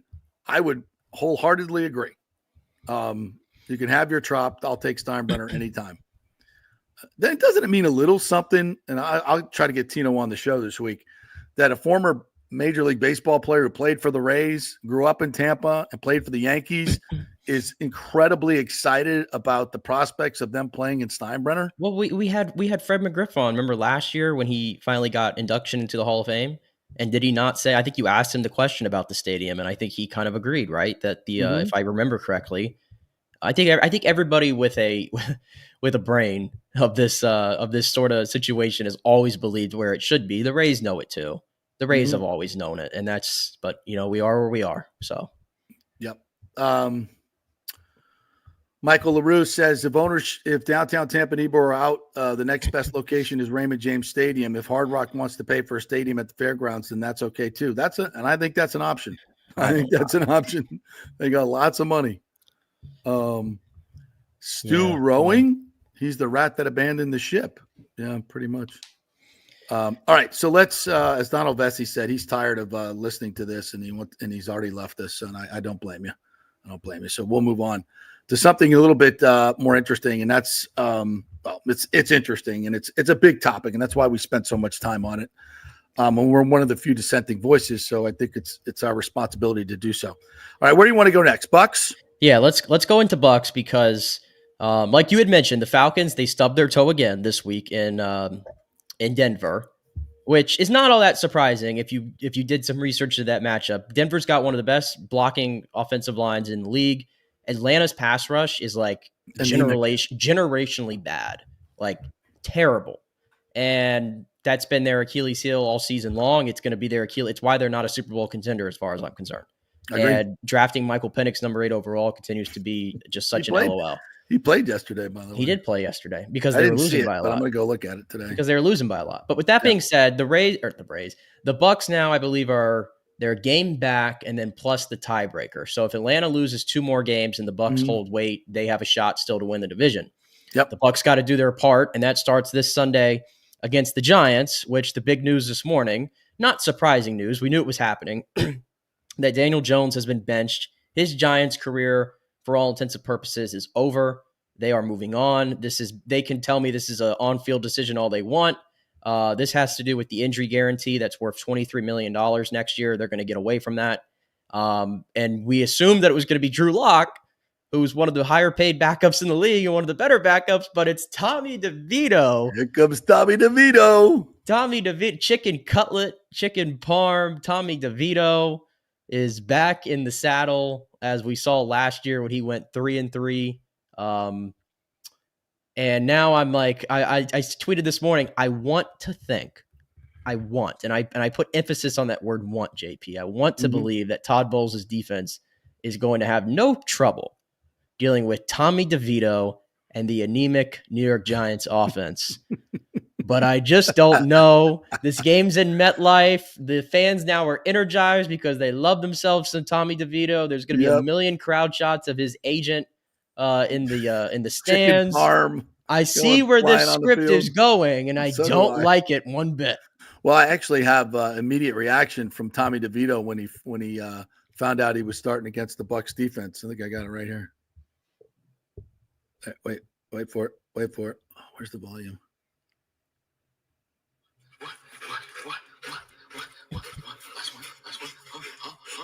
Yeah, he's licking his chops, to say the least. And this is what's got me I woke up pissed this morning because I was like, the Bucs beat the Eagles, maybe the best team in the NFC. All right. Well, no, that's the Lions. You know who else they beat? The Lions, the other best team in the NFC. They beat them both, and the Lions on the road. Like, are you kidding me? And we lost twice to the Falcons. Horrible defense, horrible game management. The Chiefs, did you see what the Bills did when it was 4th and 2? They went for it. You know what happened? Josh Allen bulldozed the entire Chiefs defense into the freaking end zone. Right. You want to win big? You got to have some balls and go for 2, And this is what's missing from this team. This Bucs team is 4-6, should easily be 6-4. Easily. Well, you want to know what's worse 5-5, and then you're right there. You want to know what's going to make it worse? I saw Josh Capo put this out yesterday. Oh God! Because they dropped both games to the Falcons. Right. The Falcons point differential against the Bucs is +11. Against everyone else, it's -56. Oh my God! They are actually a bad football team when they play anybody else but the Tampa Bay Buccaneers. Let that sink in. -56 against everybody else, not named the Bucs. I mean, you look at all these numbers. The Ravens 5-1 with the same offensive and defensive production numbers, and the Bucs are 1-5 in those games. I mean, it just comes down to making key decisions at key times. And not only that, what the Bulls is doing with this defense, and it's just absolutely nonsensical stuff at the end of the game, just allowing, 5-10 yard outs when they don't have time, one timeout left and have to go. I mean, just the nonsensical stuff. And by the way, I shouldn't see any miscommunications in the defensive backfield going forward. You want to know why? Well, you want to know why I shouldn't? Because Antoine Winfield is here. Jordan Whitehead is here. Levante David is here. Mm-hmm. And then guess who the Bucs added back to the roster this week? Mike Edwards.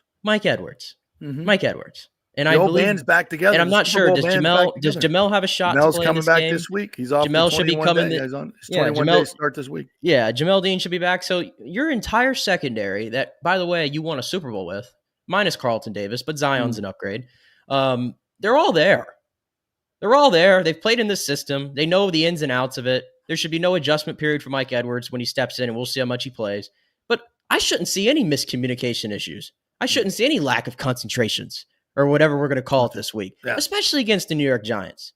This is a team you should put away. They just waved the white flag today and said, we're throwing Tommy DeVito in because we want to lose football games.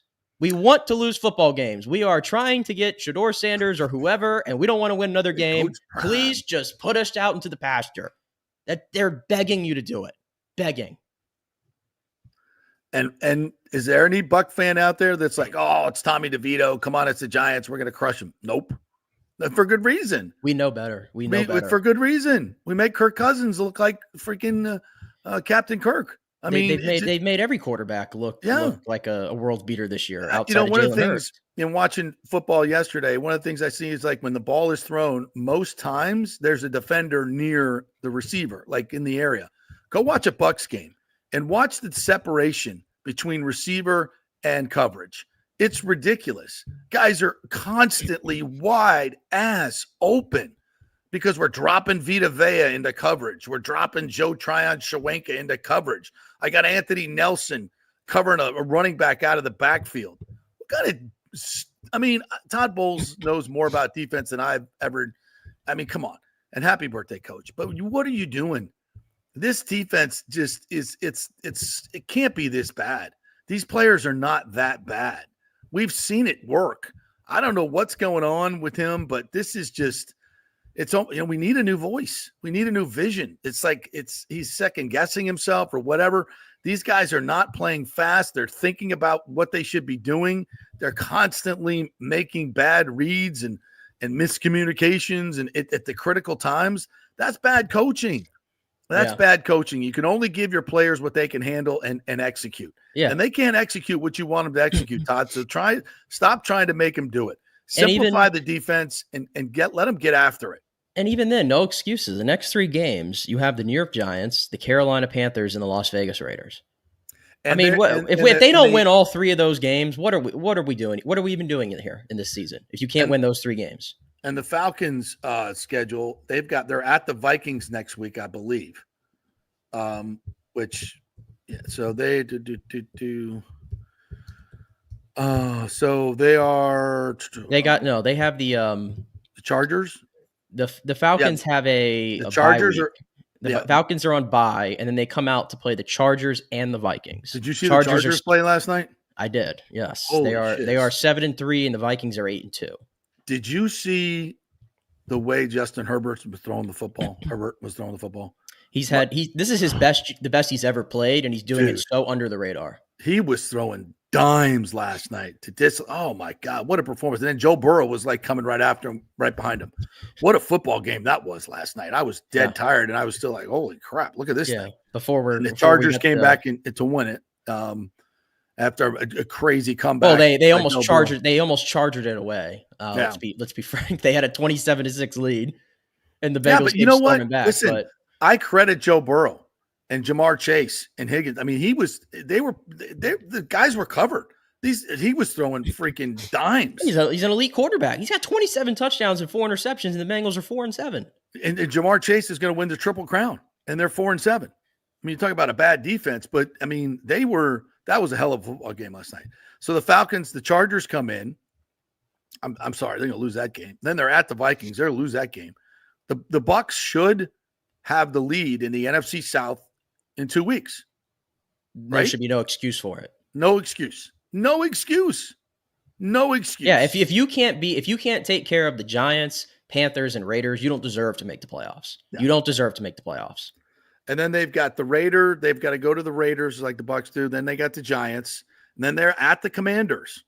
Yeah, the Commanders, though, are not 29th. playing their best football right now. Yeah, they're going into the bye week, but not playing their best football. But that's be a cold weather game for the indoor Falcons on December 29th. Good luck with that. Then they finish with the Panthers coming to town, which the Panthers are suddenly finding something. I don't know what, but they're suddenly finding something. They've won a couple of. So. I know Yeezy said Bryce Young's about to get Todd fired, calling it now. He's got Daniel Jones benched, Dennis Allen fired 2 weeks in a row. Oh, yikes. Yeah. So but this NFC is wide open. And if this team doesn't win this division again, that's just a colossal failure. The way this offense is playing, and hopefully Mike Evans comes back this week. Yeah. Mike Evans can come back, and somebody else can step up as a number 2 receiver. Jalen McMillan, where are you, buddy? Let's go. Let's go. Time for him to get on the field. And I guess today the update was Mike was walking around at practice. Jamel doing the same thing. Tristan had a brace on his right knee, but was not practicing, which is expected. So my gut tells me Tristan's not going to play this week. I think you should be okay against the Giants without him, although the Giants do have Brian Burns and Thibodeau and those things. But Schooley held up well. I think he's held up well generally since the first game against Detroit when he's been in there. So yeah, I believe so. All right, elsewhere around the league, Geno Smith with the run of the day to beat the 49ers, and the 49ers are beat up, and that could be a team that we're tied with 10 wins, and we have the tiebreaker, and the 49ers are just not. Kyle Shanahan's an overrated head coach. They've lost. By the way, has an oblique injury. Yeah, big time. But all the games the 49ers lose are at the end of the game, are constantly when they have a lead and they choke it away. And it's Shanahan getting 6 and 1-score games this year. Yeah, it almost looks like some teams are starting to figure out Shanahan's offense this year. Yep. The Lions put it on the Jags 52-6. They scored scored touchdowns on their first 7 possessions. Like that hasn't been done like in forever. And Goff threw for 412. But the Lions lost Anzalone, their defensive leader. Yeah, to a broken forearm. So again, opportunity knocks for this Bucs team.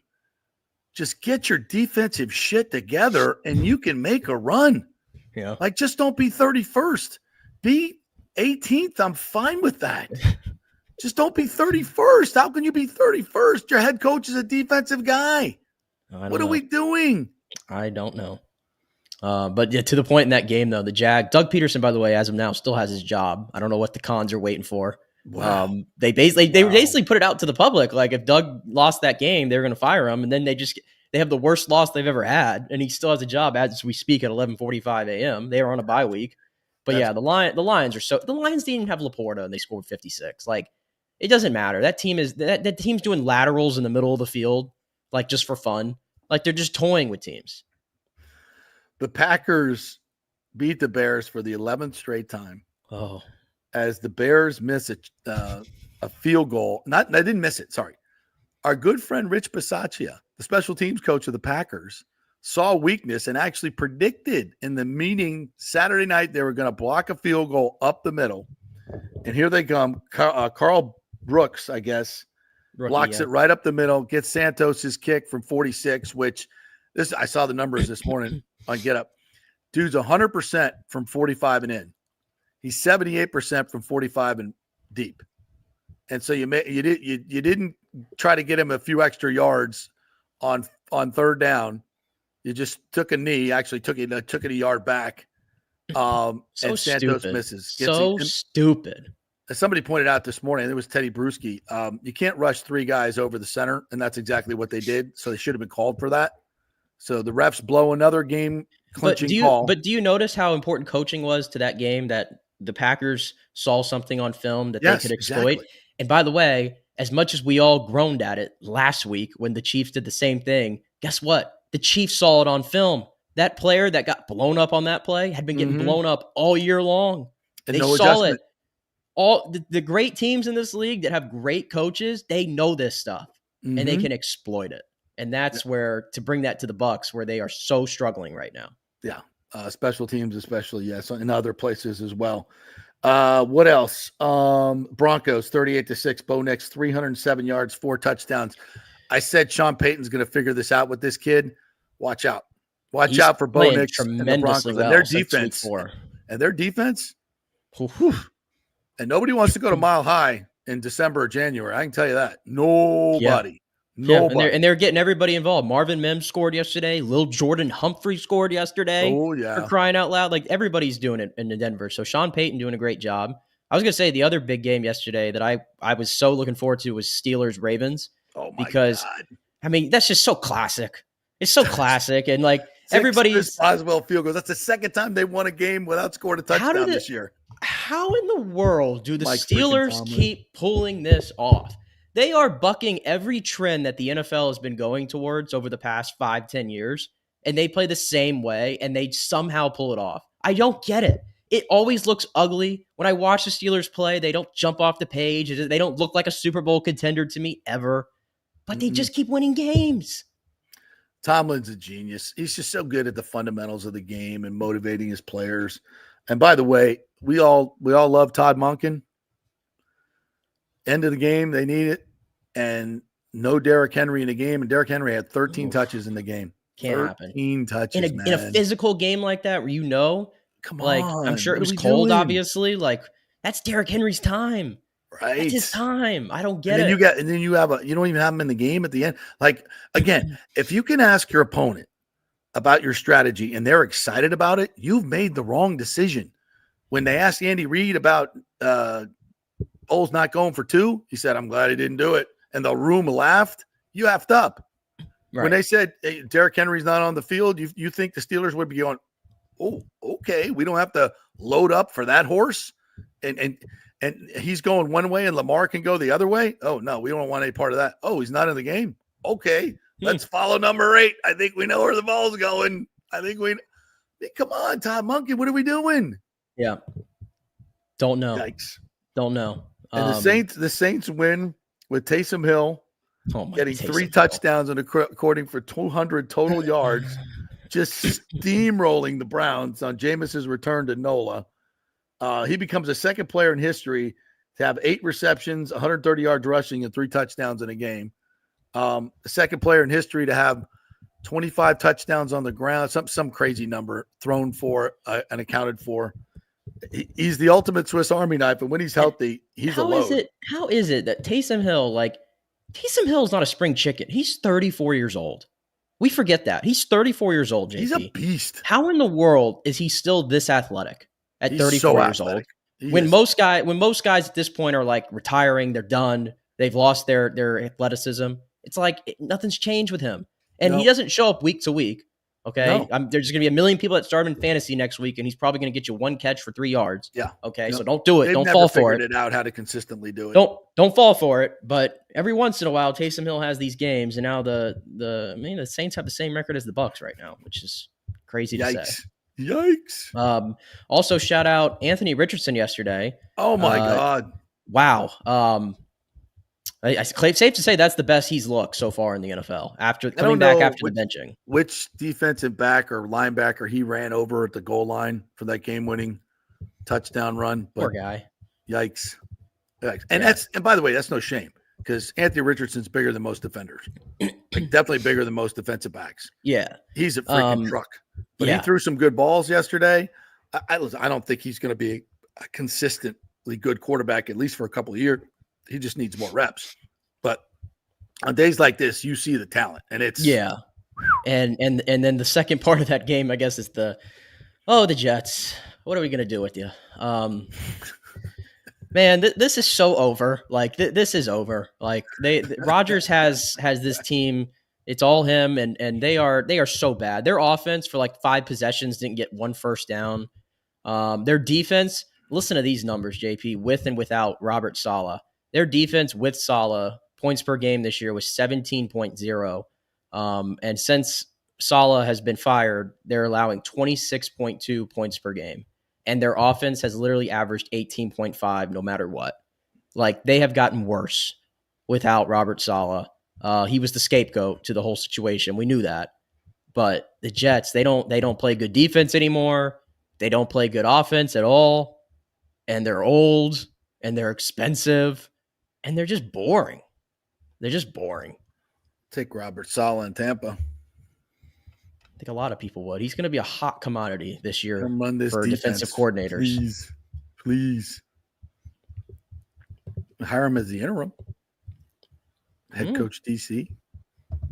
I think I'm good on head coach, but I think he'll have plenty of opportunities to be a DC. Or come in as a head coach, and I don't know. Liam should be the heir apparent. We just don't know, like, if he's ready. I think he's ready. I think priority. You have to keep him in. Priority number one is him. And then I guess the last game we have to discuss is the. I guess we talked about it a little bit, but Bills Chiefs was the most anticipated game yesterday, and I just think the Bills they're so much better without Diggs. Like from a chemistry standpoint, they're a better football team.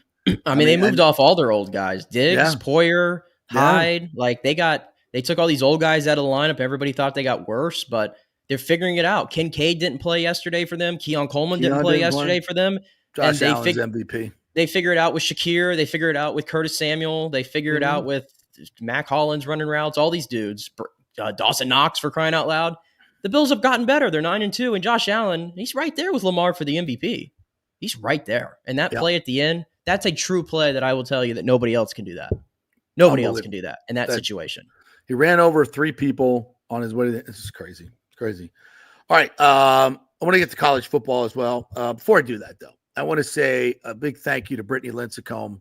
Went out to the Pelican yesterday. What a beautiful venue that is, by the way. Unbelievable.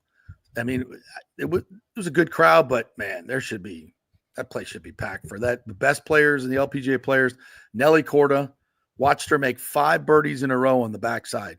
Hit it to about 6 feet, 5 in a row. One was a par 5 where she chipped it to about 3 feet. I mean, when she needs to put her foot down on the gas, it's like unlike anything I've seen in golf, men's or women's. She's so freaking good. And that swing, when you watch it in person, holy heck. It's gorgeous, and it's as entertaining as a sporting event as I love women's golf. I love watching Nelly Korda play. Charlie Hull, who she played with. All these players so good. They are so freaking good. The venue is just incredible. The Pelican is amazing. Dan Doyle has done such an incredible job with that. Amazing what he could do with the Rays. It was just a great event. And Brittany Lincecum playing her final round. And this is like, and I've been covering her since she was in junior golf. Obviously a friend of the program. Her dad caddied for her the first couple of years on tour, Tom. And I got all this video. I'm going to put it together for a story and put it up on the website and on socials. And her caddy hands the bag over to her dad on 18. Her dad had caddied for her and, drove her to everything in her history. And they're trying their best just to keep it together, just not blubber all the way down the 18th hole, which was playing really tough, back right pin placement.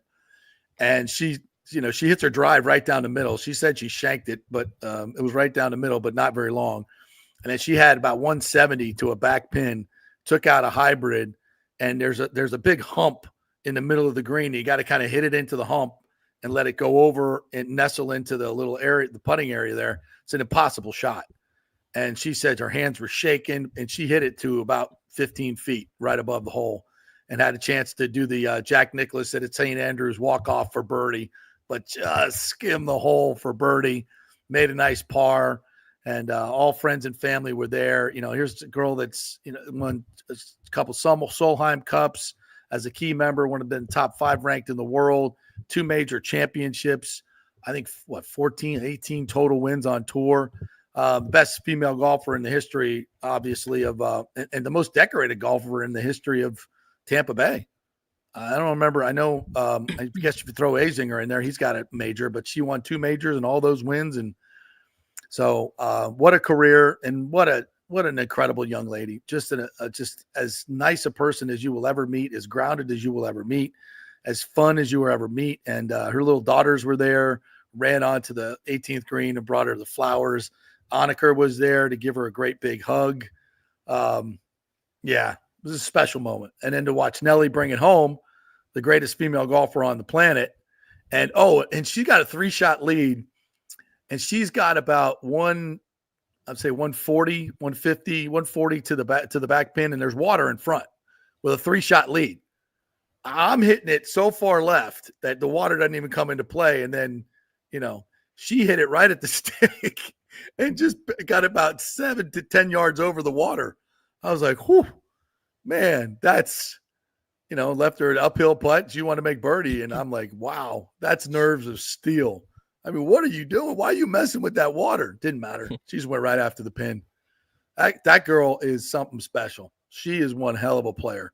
And I know I just went on about ladies golf for 5 minutes, but that was if you guys get a chance, go out to the Pelican next year and watch the Hanukkah. It is amazing. It is an amazing event. Well worth, I think it was $25 for a grounds ticket. That's stealing.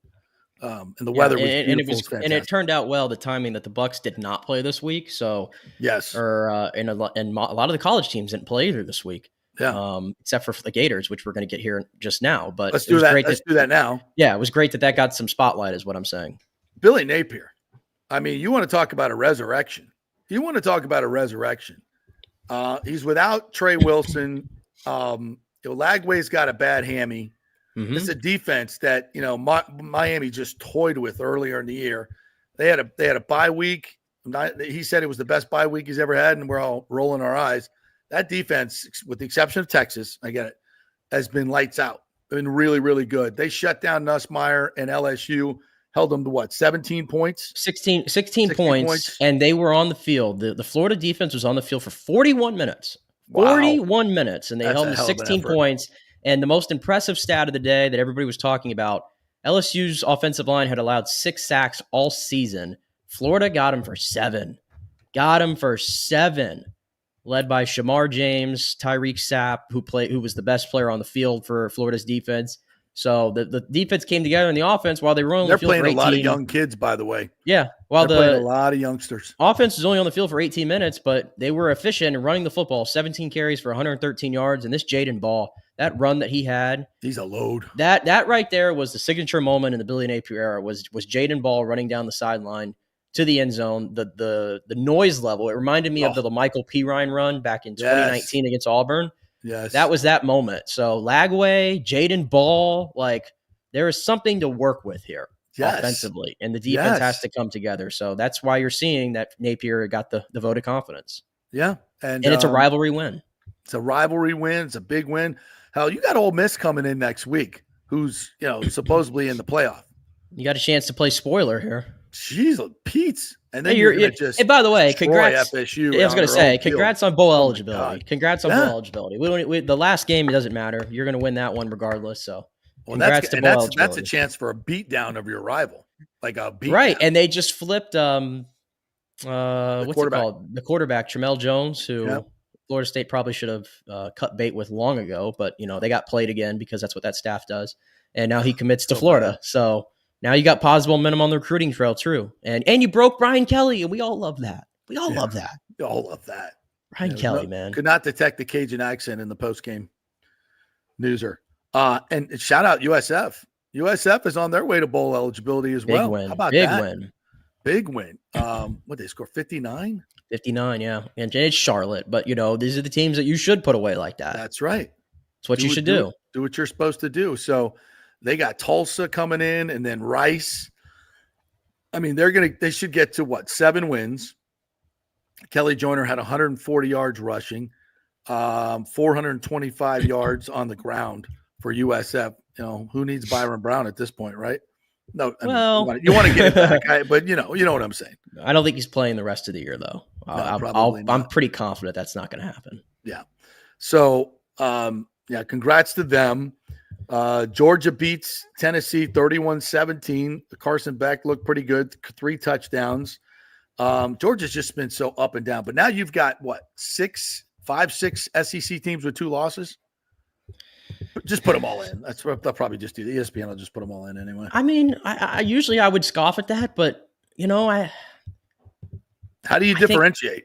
They all are about the same. Listen, they have 4 teams of the 5 teams in the top 5 are from the Big Ten.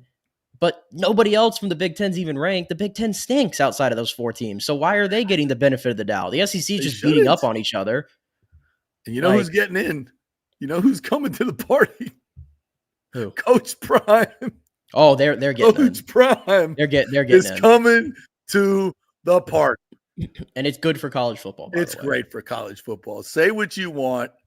You know, I was listening to Deion's press conference the other day, and he starts with by naming all the academic all-stars and going through all this stuff that no other coaches would be able to get away with, but it's good stuff. And Shador's the real deal. Travis Hunter's the best player in college football. They've got 3 other guys on offense that just run like a freaking wind. They're actually playing some good defense now as well. Their offensive line is serviceable. Yeah, they're coming to the party. I mean, they basically got a date with BYU in the Big 12 championship, assuming that Arizona State is an outside shot, but it's probably going to be BYU and Colorado. BYU just lost their first game to Kansas, who was a 3-win football team. Colorado's getting in that playoff. They're coming to the playoff. They're getting in that playoff, and they're going to get a first round bye because they're going to have Big a 12 home champion. game in the playoff. Did you see that? Well, no, they won't. No, they won't. No, they won't because they're going to have a first round bye, so they don't get that home game. Oh, that's right. But they get the first round bye. That's right. But they're going to get the first round bye. But yeah, it's great for college football. The ratings are going to be crazy. It's great, and that place, Boulder. I mean, that was a ghost town for football games. Now they've built all this premium seating. Yeah. All this other ones. I'll never forget the moment that they asked the Colorado athletic director about Deion's $5 million salary and $30 million for the assistant coaches and all that stuff that he wanted from USF and couldn't get. He said, and he was serious about it, by the way. He was serious about it. He said that, not me. Well, I did, but he said it. And the athletic director goes, they said, how are you going to pay for all this? He goes, I don't know, but we'll figure it out. Think they're doing okay. They're doing okay. Yeah, they're doing just fine. That place was so packed. I'm looking at the background. I'm like, is that the whole damn end zone is like premium seating? Like it's insane. You got to hand it to him, man. Yeah, you got to. I'll be the first one to admit that I was wrong. Yeah, I questioned what he was doing, but they're fun to watch. Now, will he stay? And now they're talking about, well, whoever's got the first pick in the draft is taking Shador, and their coach is out the door because Prime's coming with him. Shador's bringing baggage, and it's the only way I could see it. The only team that I could see it realistically with was at the Raiders. If the Raiders draft Shador Sanders, the fact that Brady's an owner, like I don't think Antonio Pierce is probably going to make it through this. I don't think so. Yeah. I think that would be the only way I could see Deion flipping to the NFL is if it's the Raiders. Only thing about that is, if you bring Deion in, you're done because he's you think Mark Davis cares though? Mark Davis is basically telling you out loud that Tom Brady's going to help them pick the next quarterback. Yeah. He said that. I don't think Mark Davis cares. Deion and Shador in Vegas though? With Brady as the owner? Can you imagine? That's a lot of star power. It's a lot of star power. Everybody's talking about Dallas. The hell with that. Yeah. I want to see him in Dallas. Yeah. Wow. Listen, how about everybody's trying to get him to Florida State? Like, I've heard, but it's not happening. It's a worthless conversation. It's not happening. And yeah, no. Everybody's like, why didn't we hire him in 19? He didn't have a college degree. Couldn't hire him. He didn't have any resume to go off of, or any resume. He was an analyst. He was an analyst. Yeah. We've already gone over, but we have to touch on this real quick. Because you've been hyping it up, and I'm sure you have some little thoughts. What we watched, what 60 million households watched on Friday night. Jake Paul and Mike Tyson, and the enduring image of this fight will be what?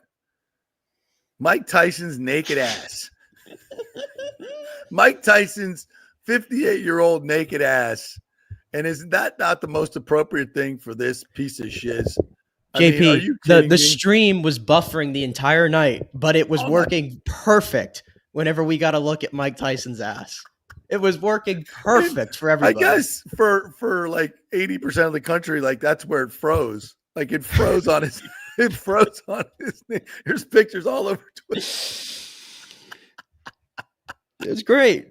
As for the fight itself, I don't know what we were. I mean, oh my God. As for the fight, we got Coop. We fell into the trap. I had no interest in this whatsoever, JP. I watched it like I was watching a carnival. I had no interest going into this, but you know what happened? I had FOMO because on Twitter, nobody was talking about anything else but this fight. And I was just like, whatever, I'll tune in. I'm happy I tuned in at the right time because I got to see what has to be the best women's boxing match ever. Oh my God. Between Amanda Serrano and Katie Taylor. She's goodness. Amazing. They're both Serrano got robbed. Absolutely robbed for the second time against Katie Taylor, but hats off to those ladies. I mean, they killed it. And then what followed? Fight of the year last year and the fight of the year this year, men or women. And then what followed was exactly what I thought. It was a carnival. It was a show. It was a carnival. Like Mike came out the first 30 seconds, and it was like circus. First 30 seconds. Mike comes out, looks great. The walking elephants on 2 feet. Woo! What's next? Fire breathing dragon. Ooh, great! It's a carnival. It has nothing to do with sports. It was funny. I'm coaching my 11 and under basketball team, which is just such a hoot. And they're, we're talking before the game. One of them's got his phone out and they're showing the highlights of that. I'm like, that's fake, right? Well, no. I said, no, that's completely fake. Like it was Jake Paul was preordained to win that fight. That was not a real fight. And let me tell you this. Years old. He can't Speaking of that, JP, for all of you that look down the professional wrestling business, let me tell you right now, what you saw in that ring, in that stadium on Friday night was pro wrestling 101. Yes. The whole buildup, can Mike Tyson, 58 years old, do it? Because he got one last punch in him, one last knockout in him.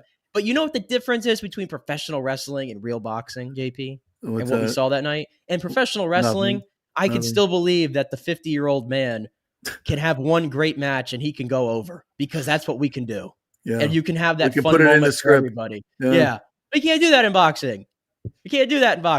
Unfortunately. Well, you can. They just did it. That was professional wrestling. No different. No, but we all wanted to believe that Mike Tyson had a shot, and it's weird because Mike Tyson came out guns blazing, but his legs. I mean, the guy literally was in a wheelchair in June because of his legs. It was a joke. Yeah, it was an absolute joke. And except I hope their bank accounts. Yeah, he got $20 million for it. So Jake got 40. So we're all the suckers, clearly. Ridiculous. All right. Thank you guys for hanging in through the Rays talk. I hope you found that interesting or whatever. Oh, real quick about that before we go, because I meant to bring this up because you had mentioned it that Latvala was going to be meeting with Ken Welch today. Yeah. He actually tweeted this like 10 minutes ago. He had a productive meeting with Mayor Ken Welch. While we may disagree politically from time to time, he's an honest broker who I trust. I look forward to meeting with Rays baseball at the time of their choosing.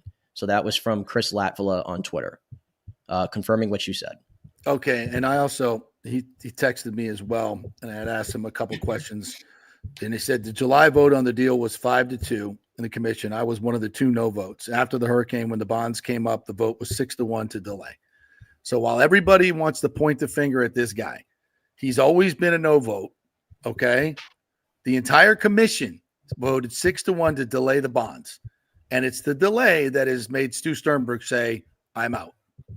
The deal's done. Deal's dead. All right. They haven't voted on it yet. They haven't voted it down, but they said 6-1. We're going to delay it. And everybody wants to point the finger at one guy. You're being played. Gaslit. That's the diversion. Look at the bigger picture about what's really going on here and how much public money, over $2 billion, is at stake and what's really happening here. Okay. And then make your decision who the villains are and what should really happen. For more information, go back to the beginning of this podcast and live stream. There's much more there. We talked about it all there. Thank you guys for hanging in. Appreciate you. We love you folks. Our numbers we're almost over 1,000 here just on our one views here. Thank you guys so much for jumping in here. If you do each and every day, please like and subscribe to our YouTube pages. We need to get those numbers up, please. Our new Twitter at JP Show and Apple and Spotify. Like and subscribe. Love y'all. See you tomorrow.